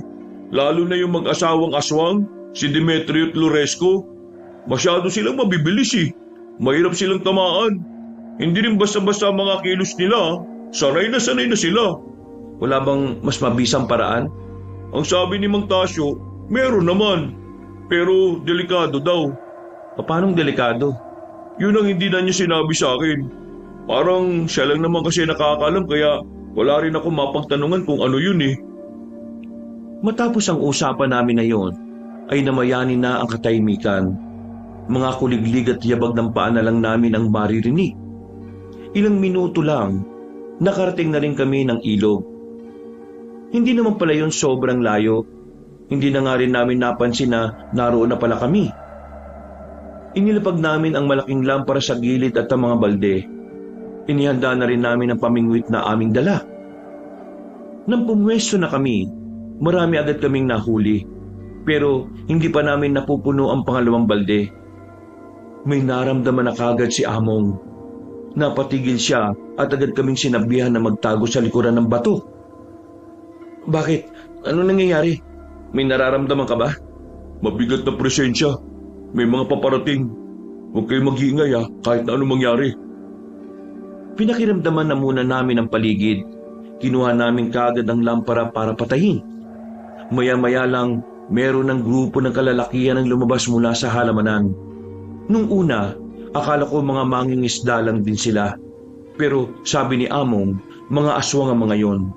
Nabahala kami dahil malapit na sila sa baryo nila Tatay Tasyo. Kailangan natin makabalik sa baryo. Kailangan malaman to nila Mang Tasyo. Lulusob na ba sila sa baryo nyo? Yun ang nakikita kong mangyayari ngayon base sa presensya nila rito. Wala naman kasing napapatpad na aswang dito sa amin Tara na, huwag na tayo magsayang ng oras. Hinintay namin kaunti na makalis sa mga aswang. Nang masiguro naming wala na nga sila, dali-dali na kaming umalis. Hinayaan na muna namin ang mga nahuli naming isda. Karipas kami ng takbo. Ilang sandali lang, nakarating na rin kami. Sakto naman na inabutan namin si Tatay Tasyo na kausap ang iba pa nilang mga kasama. Akala ko ba manghuhuli kayo? Nasaan ang mga isda? Mang Tasyo, ang mga aswang, papunta na rito. Nakita namin sila sa ilog na mismong pinagulian namin ng isda. Anak ng teteng, nakita ba nila kayo? Hindi nila kami nakita. Mabababang uri ng aswang lang sila Pero tingin ko, sa ibang direksyon meron ibang mga aswang. Baka kasama na rin nila yung mag-asawa ngayon. Tingin ko, natanda na nila yung amoy nyo. Kaya nila kayo natuntun dito. Kahit na kailan, malalakas talaga ang pang-amoy ng mga uri nila. Among, ikaw na munang bahala rito kina Donnie Ihahanda ko ang mga kasama natin. Tay, sigurado ka bang magiging ayos ka lang? Kagaya na sinabi ko anak, kaliwang braso lang ang nawala sa akin, hindi ang katapangan. Kaya wag mo akong intindihin Ang isipin mo, kayo, si Buboy. Kahit ano mangyari, wag na wag kayo magpapahuli Ako bahala sa kanila, Mang Tasyo. Kahit magkapatayan pa, hindi ko sila pababayaan. O sige na, dalhin mo na sila sa kung saan nararapat. Halika kayo, sumunod kayo sa akin, bilis! Kinuha ko kagad si Buboy sa loob ng bahay at sumunod kami kay Among. Dinala niya kami sa isang bahay na yari sa bato. Sa lahat ng bahay na naroon, ayun lang ang sementado. Sinarado namin ang lahat ng bintana. Binarahan din namin ang lamesa ang harapan ng pintuan. Kuya, natatakot ako. Paano si Tatay Tasyo? Baka mapahamak siya. Huwag ka mag-alala. Sobrang galing ni Tatay Tasyo kaya kakayanin niyang labanan ng mga aswang na yun. Oo, tama kuya mo. Biyasa na yun. Kahit ilang aswang pa ang kalabanin niya, walang problema kay Tatay Tasyo yun. Binigyan kami ni Among ng tig-isang itak ni Berting. Tahimik lang kaming nasa loob, nakikiramdam, naghihintay kung ano ang susunod na mga mangyayari. Mag-iisang oras na tayo dito, wala pa rin. Dito ba talaga ang punta nila? Hindi ako pwede magkamali. Dito ang direksyon nila eh. Nakakapagtaka naman kasi kung bakit magkakaroon ng aswang malapit sa baryong to. Kaya ihandaan yung mga sarili nyo. Maya-maya lang mapapalaban na tayo. Sana ayos lang sila doon. Kung... Biglang isang malakas na alulong ng aso ang kanilang narinig. Ha? Yun na ba yun? Ayun na sila. Kuya! Kamaingay. Mas lalo tayong pupuntirihin ng aswang kapag nag-ingay ka. Tinakpan ni Buboy ang sariling bibig. Hindi nga nagtagal, narinig na namin ang mga angil ng mga aswang, pati na rin ang sigaw ng mga kapwa albularyo ni Tatay Tasyo. Nagkakagulo na sila sa labas. Habang kami, nanatili lang kami sa bahay ng bato na yon. Gustuin ko mang tulungan si Tatay Tasyo pero wala rin akong magawa. Kailangan naming sundin ang sinabi niya. Pinakamay tutulong na lang talaga namin sa mga oras na yun ay hindi maging pabigat. Atras! Sa likod ko kayo! Dali! Nang wala ang kalabog, sandaling nanahimik ang labas. Akala namin na wala na ang aswang na naroon. Pero nakarinig kami ng boses na matandang babae sa labas. Isang boses na pamilyar sa amin. Alam kong nariyan kayo sa loob, Donnie. Pagbuksan nyo kami ng pinto. Gusto ko lang naman kayong makausap. Manahimik ka, tanda! Hindi mo makukuha ang mga to! Dada ka muna sa akin!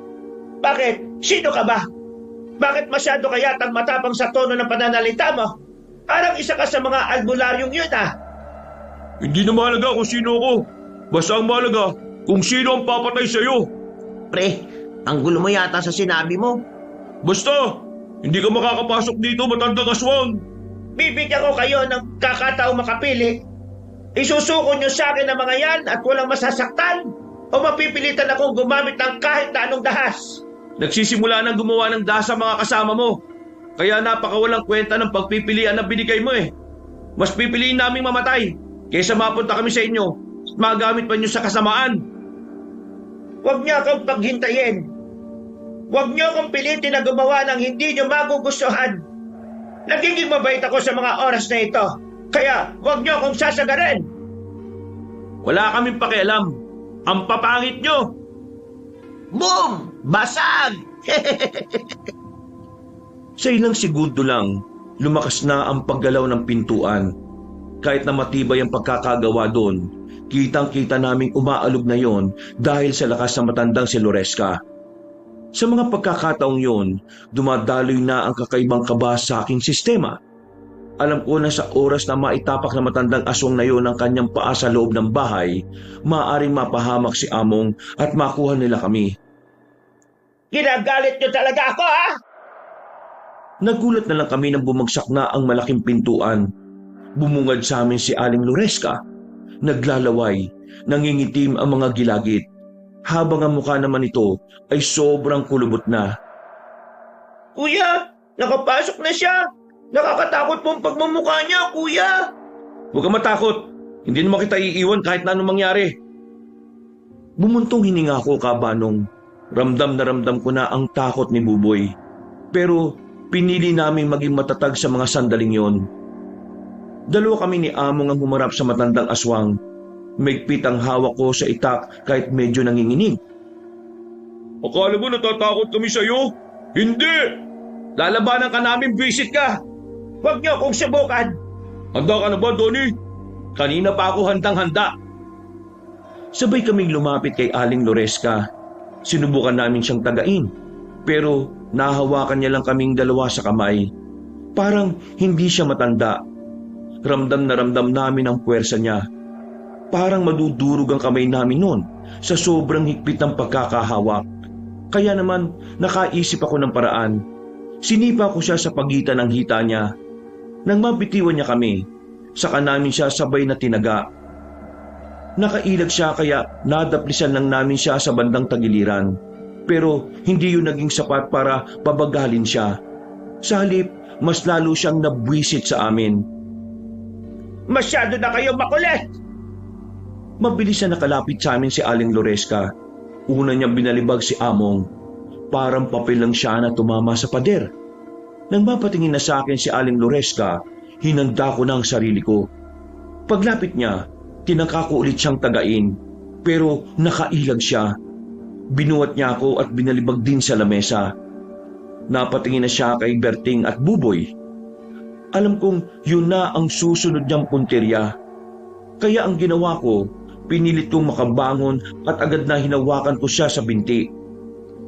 Hindi mo madatampian kahit ang daliri ng kapatid ko! Visit ka! Tanggalin mo ang madumi mong kamay sa binti ka! Marumi pala ha. Etong marumi. Nakita na lang namin na nakalapit na pala si Among. Meron tong hawak-hawak na arinola. Sinaboy niya ang laman nito sa mukha ni Aling Loresca. Kahit kami nabahuan sa amoy.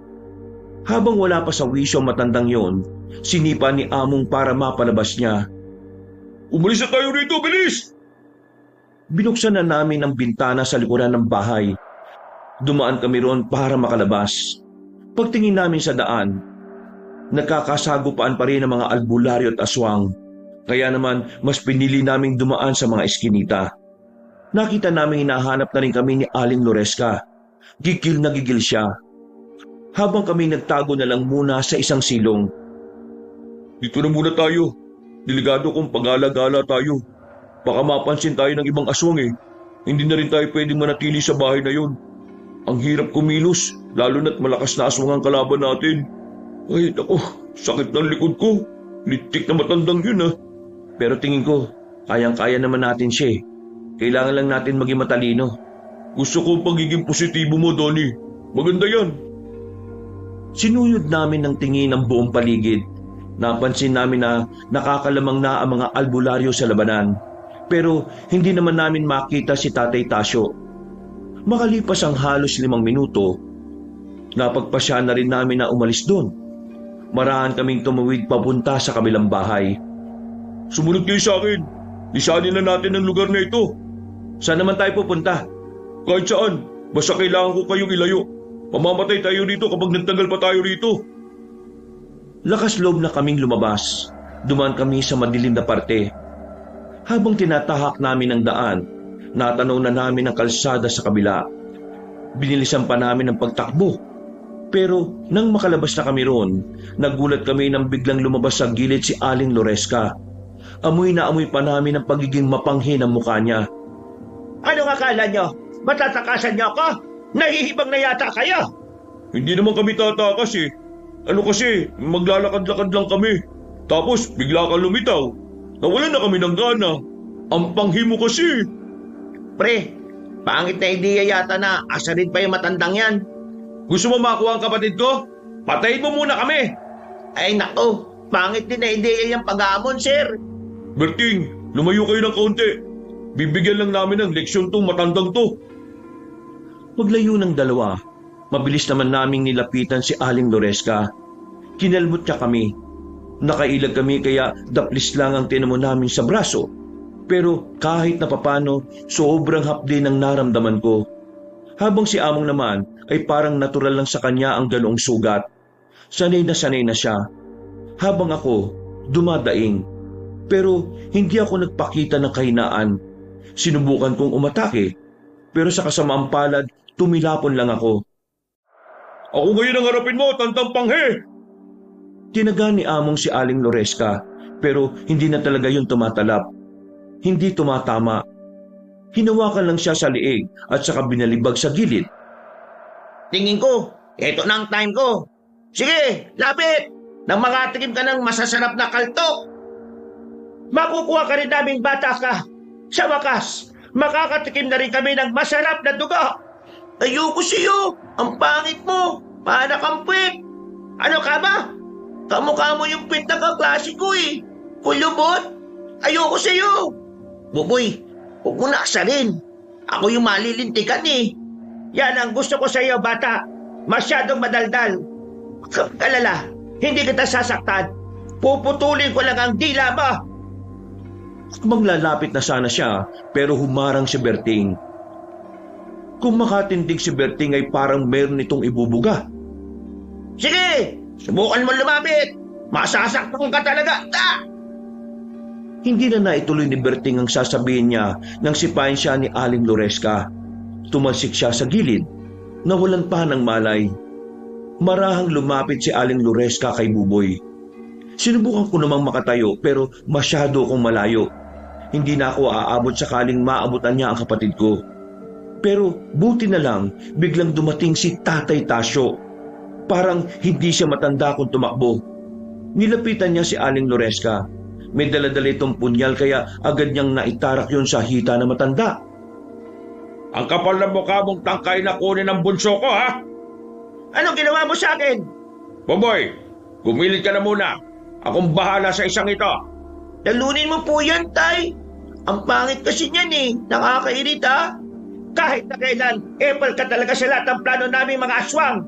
Sinabi ko naman kasi sa inyo hanggat nabubuhay ako, kahit tanggalan niyo ako lahat ng parte ng katawan ko, hindi ako titigil na pigilan kayo sa mga masasama niyong gawain. Ang kaso, wala ka na magagawa, Tasyo. Kahit na matalo mo man ako, hindi nyo kakayanin si Demetrio. Ibang kalakasan niya. Walang katulad, walang kapantay. Hindi pa siya kahit kailan natatalo ng kahit na sinong albularyo. Yan ang isipin mo. Wala akong pakialam kahit na ano pa siya. Basta, gagamitin ko lahat na makakaya ko para talunin kayo, mga salot kayo. Aray! Ano to? Visit ka, Tasyo! Mawawalan ka ng kontrol sa hita mong yan dahil sa laso na nakapaloob sa punyal na yan. Unti-unti ka manghihina. Mamamanhid ang katawan mo. Pagkatapos, mamamatay ka na. Hep! Huwag mo nang tangkain na umatake. Pababagalin din yan ang paggalaw mo. Ha! Mapanlin lang ka! Pinaniwala mo kami na wala kang kayang gawin! Kanya-kanyang diskarte lang yan eh. Malas mo lang. Mas matalino ako sa inyo. Hindi nagtagal, bumagsak na rin si Aling Loresca. Hindi na niya magalaw ang kanyang katawan. Nakatingin na lang ito sa amin. Dinukot na ni Tatay Tasyo ang mahaba niyang katana.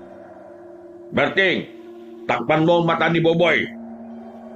Tinapos na ni Tatay Tasyo ang buhay na matandang aswang sa pamamagitan ng paghiwa sa leeg nito. Wala pang isang minuto, tuluyan na yung nalagutan ng hininga. Napabugan na lang ng hangin si Tatay Tasyo. Sinuri ko ang katawan niya.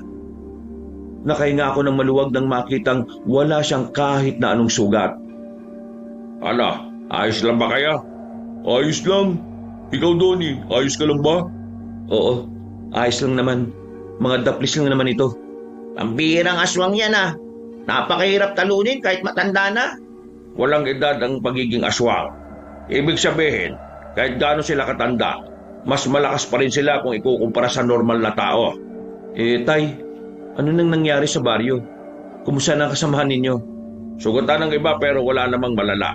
Marami silang napas lang pero umatras sa mga natira. Halina kayo, bumalik na tayo. Kahit na papaano ay napanatag na rin ang kalooban ko. Pagbalik namin sa kanilang baryo, inabutan namin ginagumot na ng mga albularyo ang kanilang sarili. Kami naman ay inasikaso kagad ni Tatay Tasyo. Nilinisan niya ang sugat namin. Hindi na talaga kayo dapat magtagal dito. Mamaya, darating ang kinausap kong tao para magatid sa inyo sa pier. Aalis na kayo kagad ngayon. Pero ang sabi niyo po bukas pa. Buboy, kailangan na nating umalis. Tayong punterya ng mga aswang. Kaya habang nandito tayo, hindi rin matitigil ang gulo. Wala na tayong oras kaya ngayon na tayo aalis. Tama ang Kuya Buboy mo. Huwag ka mag-alala. Susunod naman niyang si Mang Tasyo. Di ba Mang Tasyo? Ayo naman, tutupad ako sa usapan. Ngumiti ng malapat si Tatay Tasyo. Pero nababakasan ko ang kalungkutan at pagkabahala ang kanyang mga mata. Pakiramdam ko, meron siyang iniisip na ayaw niyang ipaalam sa amin. Alauna pa makakarating ang sasakyan na gagamitin namin paalis. Maghihintay pa kami ng 2 oras. Habang nasa bakuran, hindi ko maiwasang hindi kabahan. Makailang ulit akong patingin-tingin sa paligid. Napansin naman ako ni Tatay Tasyo kaya lumapit siya sa akin. Donnie, sakaling hindi ako makasunod sa Maynila, Ikaw na lang ang bahala magpaliwanag sa kapatid mo, ha? Ho? Ano pong ibig niyong sabihin? Malakas si Demetrio. Kung ikukumpara ko sa kanya, walang-wala ako ron. Pero lalaban ako hanggang dulo. Gagawin ko makakaya ko para matalo sila. Kaya kung ano man ang mangyari sa akin, gusto ko na handa kayo. Tatay Tasyo naman eh. Kung makapagsalita, parang namamaalam na eh. Hindi ako namamaalam. Sinasabi ko lang ito para kahit papaano maihanda nyo na ang mga sarili ninyo. Doon na tayo sa realidad. Maaari ako mapahamak. Pero maaari din naman ako makaligtas. Ipagdasal na lang natin na sana maging pabor sa amin ang laban. Hindi na ako nagsalita. Pinilit ko na lang intindihan ang mga sinabi niya. Kahit na ang totoo, may parte ng kalooban ko ang nalulungkot. Iniisip ko pa lang na mangyayari yon. Parang dinudurog na ang puso ko. Hindi na ibang tao sa amin si Mang Tasyo. Isa na siyang pamilya. Kaya ang presensya niya sa buhay namin ay talaga namang malaking bagay para sa aming magkapatid. Makalipas ang 2 oras, nakarinig na rin kami ng may dumating na truck.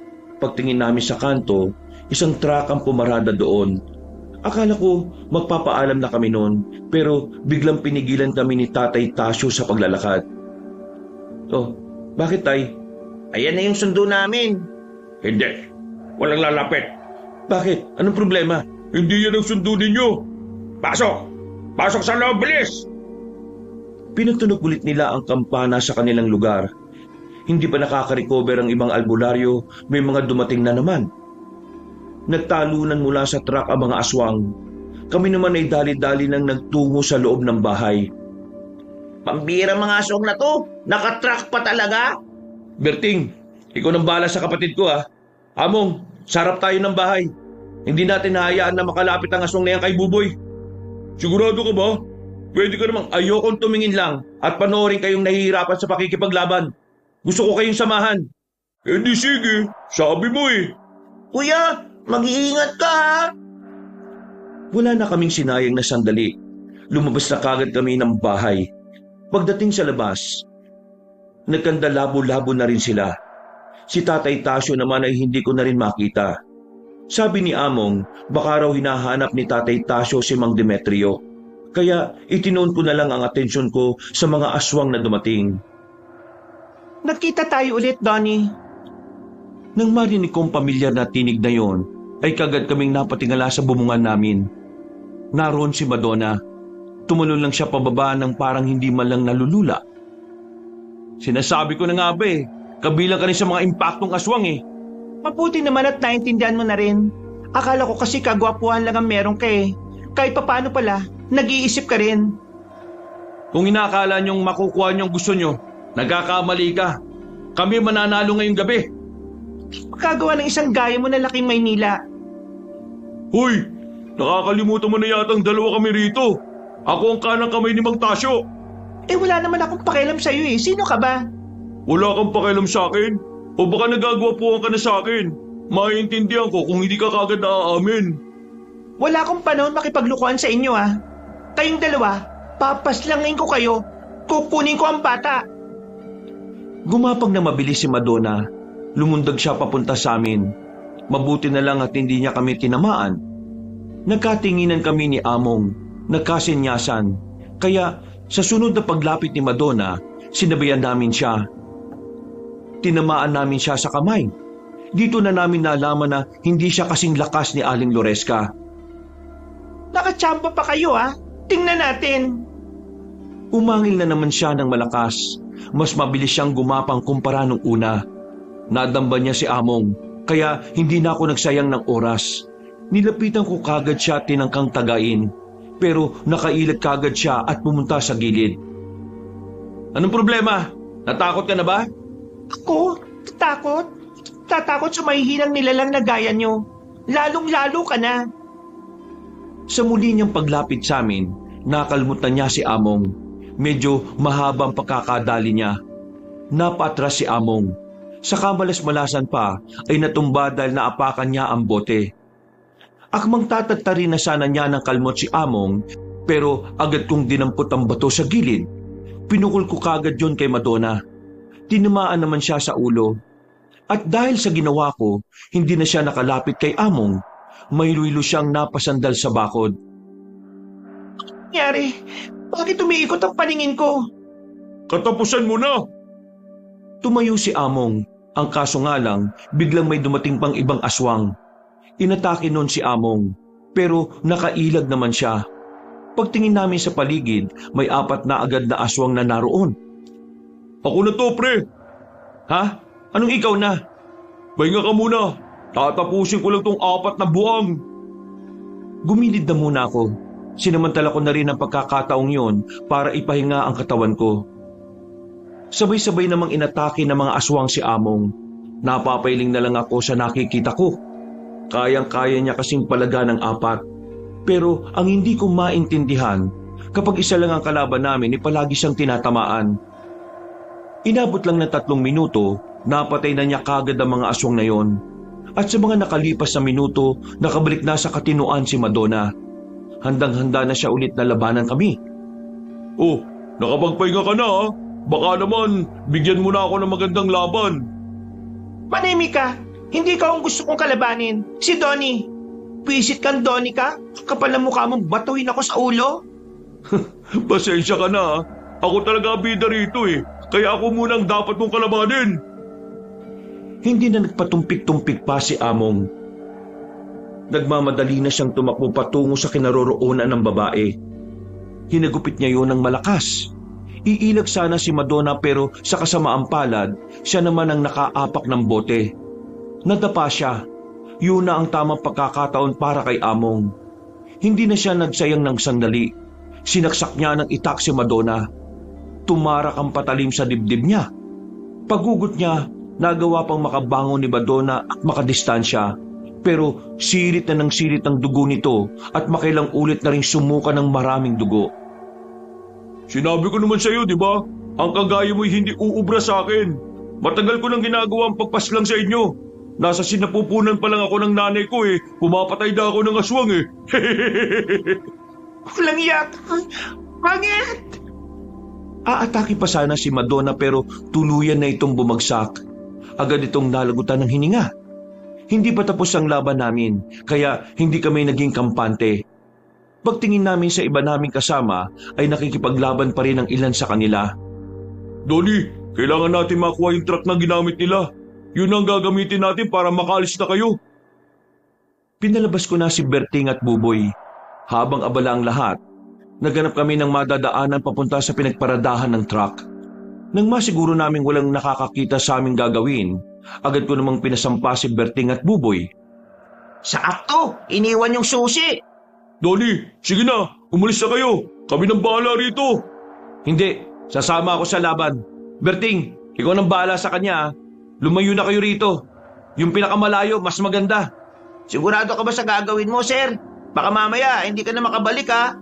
Kuya, baka masaktan ka lang dito. Kailangan ko tong gawin. Kailangan kong tulungan si Tatay Tasyo. Kailangan kong makasiguro na makakauwi siya kasama natin. Sige na, Berting. Paandarin mo na yan. Huwag kang mamamatay, sir ha.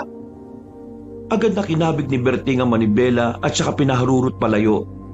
Tinapik naman ako ni Among sa balikat ng nakangiti. Pinapahanga mo talaga ako, kaibigan. Mamaya ka na humanga. Kailangan na nating mahanap si Tatay Tasyo. Sigurado kong kinakalaban na niya si Mang Demetrio ngayon. Alam ko kung nasaan sila. Tara, sumunod ka sa akin.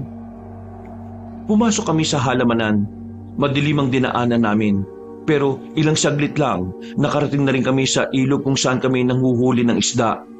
Open area doon. Natatamaan ang buong ilog ng liwanag ng buwan.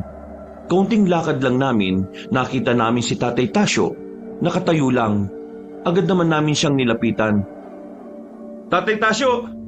Oh, bakit kayo nandito? Nasaan si Boboy? Nakalis na sila gamit yung truck. Aba, bakit hindi ka pa sumama? Gusto kitang samahan dito eh. Diyos ko, malakas ang makakalabang ko. Hindi ka dapat nagpunta rito. Ikaw naman, Among, bakit mo siya dinala rito? Pambihira ka naman, oh. Eh gusto niya eh. Ano magagawa ko? Nasaan si Mang Demetrio? Paparating na siya. Di kalaunan, naramdaman naman namin ang presensya niya. Nabulabog ang mga nagpapahingang ibon. May narinig din kaming mabibigat na yabag ng paa. Lumabas siya sa likuran ng malaking bato. Huminto. Ramdam namin ang talim ng pagkakatingin niya sa kinalalagyan namin. Matinig ka talaga, Tasyo. Palagi mo talaga akong pinahihirapan ah. Hindi na kasi kayo dapat umalis pa sa lugar ninyo eh. Mas maayos na ang buhay niyo ron eh. Tasyo, sinasagat mo ang pasensya ko eh. Nakakalimutan mo na yata na wala ni isa sa inyo makakatalo sa akin. Kaya napilitan kayong ikulong na lang ako sa isang lugar. Hindi ko nakakalimutan yon. Pero wala na rin akong dahilan para atrasan ka ngayon. Tatapusin natin ang laban na matagal nang naudlot. Hindi na natapos ni Tatay Tasyo ang sinasabi niya. Naramdaman ko na lang ang malakas na hangin sa gilid ko. Yung pala, nakalapit na kagad si Mang Demetrio. Hindi ko alam kung papaano niya yun nagawa. Napapikit lang ako sandali, pagdilat ko, nasa gilid na siya. Ayoko lang ng maraming daldal. Hinila ko ni Tatay Tasyo pero huli na. Tinamaan na ako sa braso. Mahaba at malalim na kalmot ang tinamo ko, kaya hindi agad ako makabangon. Akala ko'y wala nang kasunod yon, pero wala pang 2 minutong nakalilipas, si Among naman ang dinali niya. Sirit agad ang dugo sa bandang likuran niya. Wala na rin itong nagawa kundi ang mapaluhod dahil sa sobrang hapdi. Huwag mong idamay ang mga bata. Tayo magkalaban dito kaya akong harapin mo. Hindi ko naman sila dinaramay eh. Ayoko lang silang makitang nakatayo dyan sa tabi mo. Baka kasi masagi ko nang hindi ko sinasadya. Isa pa, tama lang naman na meron kang kasama. Kasi parang hindi naman kasi tama na wala kang kaliwang kamay. Puro kanang kamay lang. Walang hiya ka. Lumusob si Tatay Tasyo gamit ang kanyang kanang kamay. Tinaga niya ng katana si Mang Demetrio, pero parang pinaglalaruan lang siya nito. Walang tumatama sa bawat hagupit ni Tatay Tasyo. Maya-maya pa, si Mang Demetrio na rin ang umatake. Kagaya ng inaasahan ko, kitang-kita ang kalamangan ng matandang aswang. Parang papel lang niyang binalibag si Tatay Tasyo. Masaya siyang ginawa yon. Parang gusto niya munang pagsawaan si Tatay Tasyo bago tuluyang patayin. Sinubukan din namin ni Among na tulungan siya pero kapag gumagalaw kami, mas lumalakas ang sirit ng dugo. Wala pang 10 minuto, bugbog sarado na si Tatay Tasyo. Hirap na siyang makatayo ng diretsyo. Gumigewang na siya. Parang kaunting sagi lang sa kanya ay matutumba na rin. Tatay Tasyo! Buisit kang aswang ka kapag ako nakatayo ng maayos dito. Bakit? Naawa na ba kayo sa matandang to? Tingnan nyo nga siya. Nakakatayo pa rin oh. Matapang pa rin. Kaya hindi pa tapos ang palabas. Tama na! Tama na pakiusap! Huwag mo na siyang saktan! Pero kahit anong pagmamakaawa ko kay Mang Demetrio, tinuloy niya pa rin ang pambubugbog kay Tatay Tasyo. Duguan na ang mukha niya. Sarado na ang isang mata dahil sa pamamaga. Tawa lang siya ng tawa. Parang may kakaibang ligayang dulot sa kanya ang bawat puputok sa mukha ni Tatay Tasyo. Pambira. Hindi man lang ako nahirapan ah. Wala man lang akong galos. Walang pawis. Anong klaseng laban to, Anastasio? Masyado kaya atang naging kampante, Demetrio. Akala mo siguro hindi ako naganda. Yan ang gusto ko sa iyo eh. Kahit nabugbog sarado ka na eh, nagagawa mo pa rin magyabang. Nakita naming merong inilabas na singsing si Tatay Tasyo. Isang singsing na kulay itim. Agad namang umalma si Among sa gagawin niya. Huwag, Mang Tasyo! Hindi mo pwedeng gamitin ang anting-anting na yan! Teka, ano bang meron sa singsing na yon? Anting-anting niya yun na hindi na niya nagagamit dahil hindi na kaya ng katawan niya. Kapag sinuot niya yun, baka lamunin ng kapangyarihan ng anting-anting ang mahina niyang katawan. Mamamatay siya! Ah, yan pala ang pinagmamalaki mo sa akin ngayon ha. Sige, subukan natin yan para malaman natin kung ilang minuto na lang ay tatagal mo sa bundong ito. Wala akong pakialam kung ano mangyari sa akin. Ang malaga sa akin ay mapatay ka. Paano mo susuotin yan eh? Wala ka ng kaliwang kamay. Tanga, meron akong kanang kamay at bibig. Isinuot ni Tatay Tasyo ang singsing. Ilang segundo lang, napansin namin parang nakislap-kislap ang singsing. Nanlaki mata ni Mang Demetrio nang makita yon. Walang ano-ano. Nahalata kaagad ang pagbabago kay Tatay Tasyo. Nagkaroon siya ng sigla. Diretso na ang kanyang tindig. Kinabigla na lamang ni Mang Demetrio ang susunod na nangyari. Parang hangin na nakalapit si Tatay Tasyo sa kanya.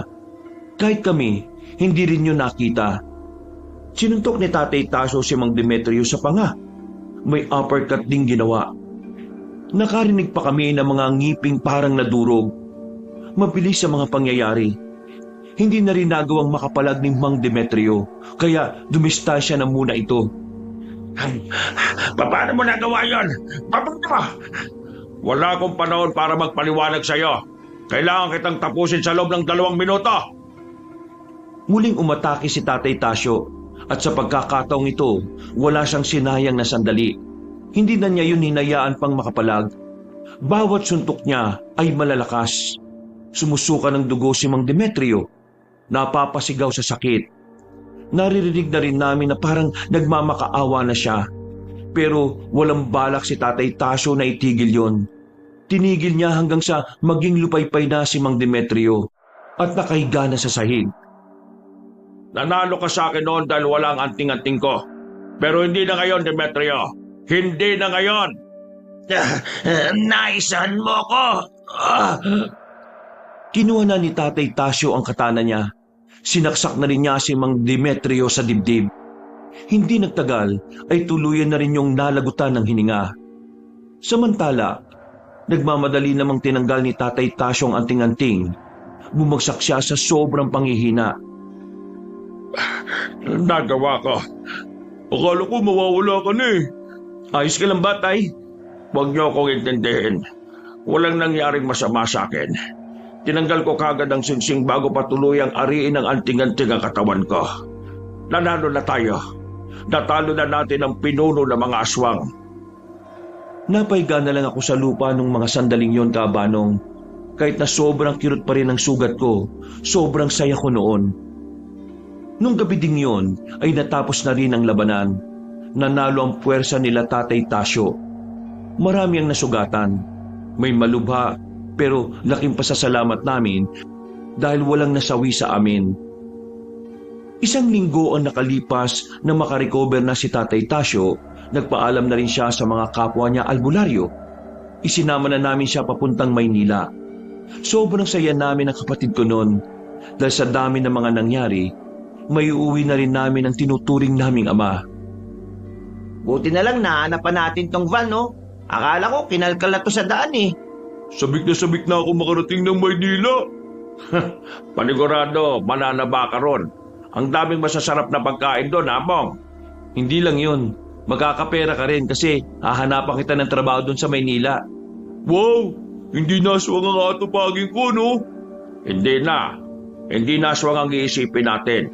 Ang iisipin na lang natin kung paano tayo makakapagsimula. Sabik na ako ng bagong buhay natin. E di, bibilisan ko na to. Baka naman mabangga tayo. Di tayo makarating sa Maynila, Kuya Berting. Nagtawanan na lang kami nung mga sandaling yon, Kabanong. Abot langit ang ngiti ko noon dahil sa wakas makakasama na namin si Tatay Tasyo. At sa pagkakataong yon, kami naman ang mag-aalaga sa kanya. Hanggang dito na lang po, Kabanong. Sana'y nagustuhan niyo ang aking kwentong handog ngayong araw. Maraming salamat sa lahat ng sumubaybay. Maraming salamat po. Mga kabangers, mga kayanggaw, si Kabanong po. Maraming salamat po sa pagsubaybay nyo ngayong araw na to sa video natin. Kung medyo nabitin po kayo, sana'y dalawin nyo rin po yung ibang channel natin, ang Pamela Clamil Channel.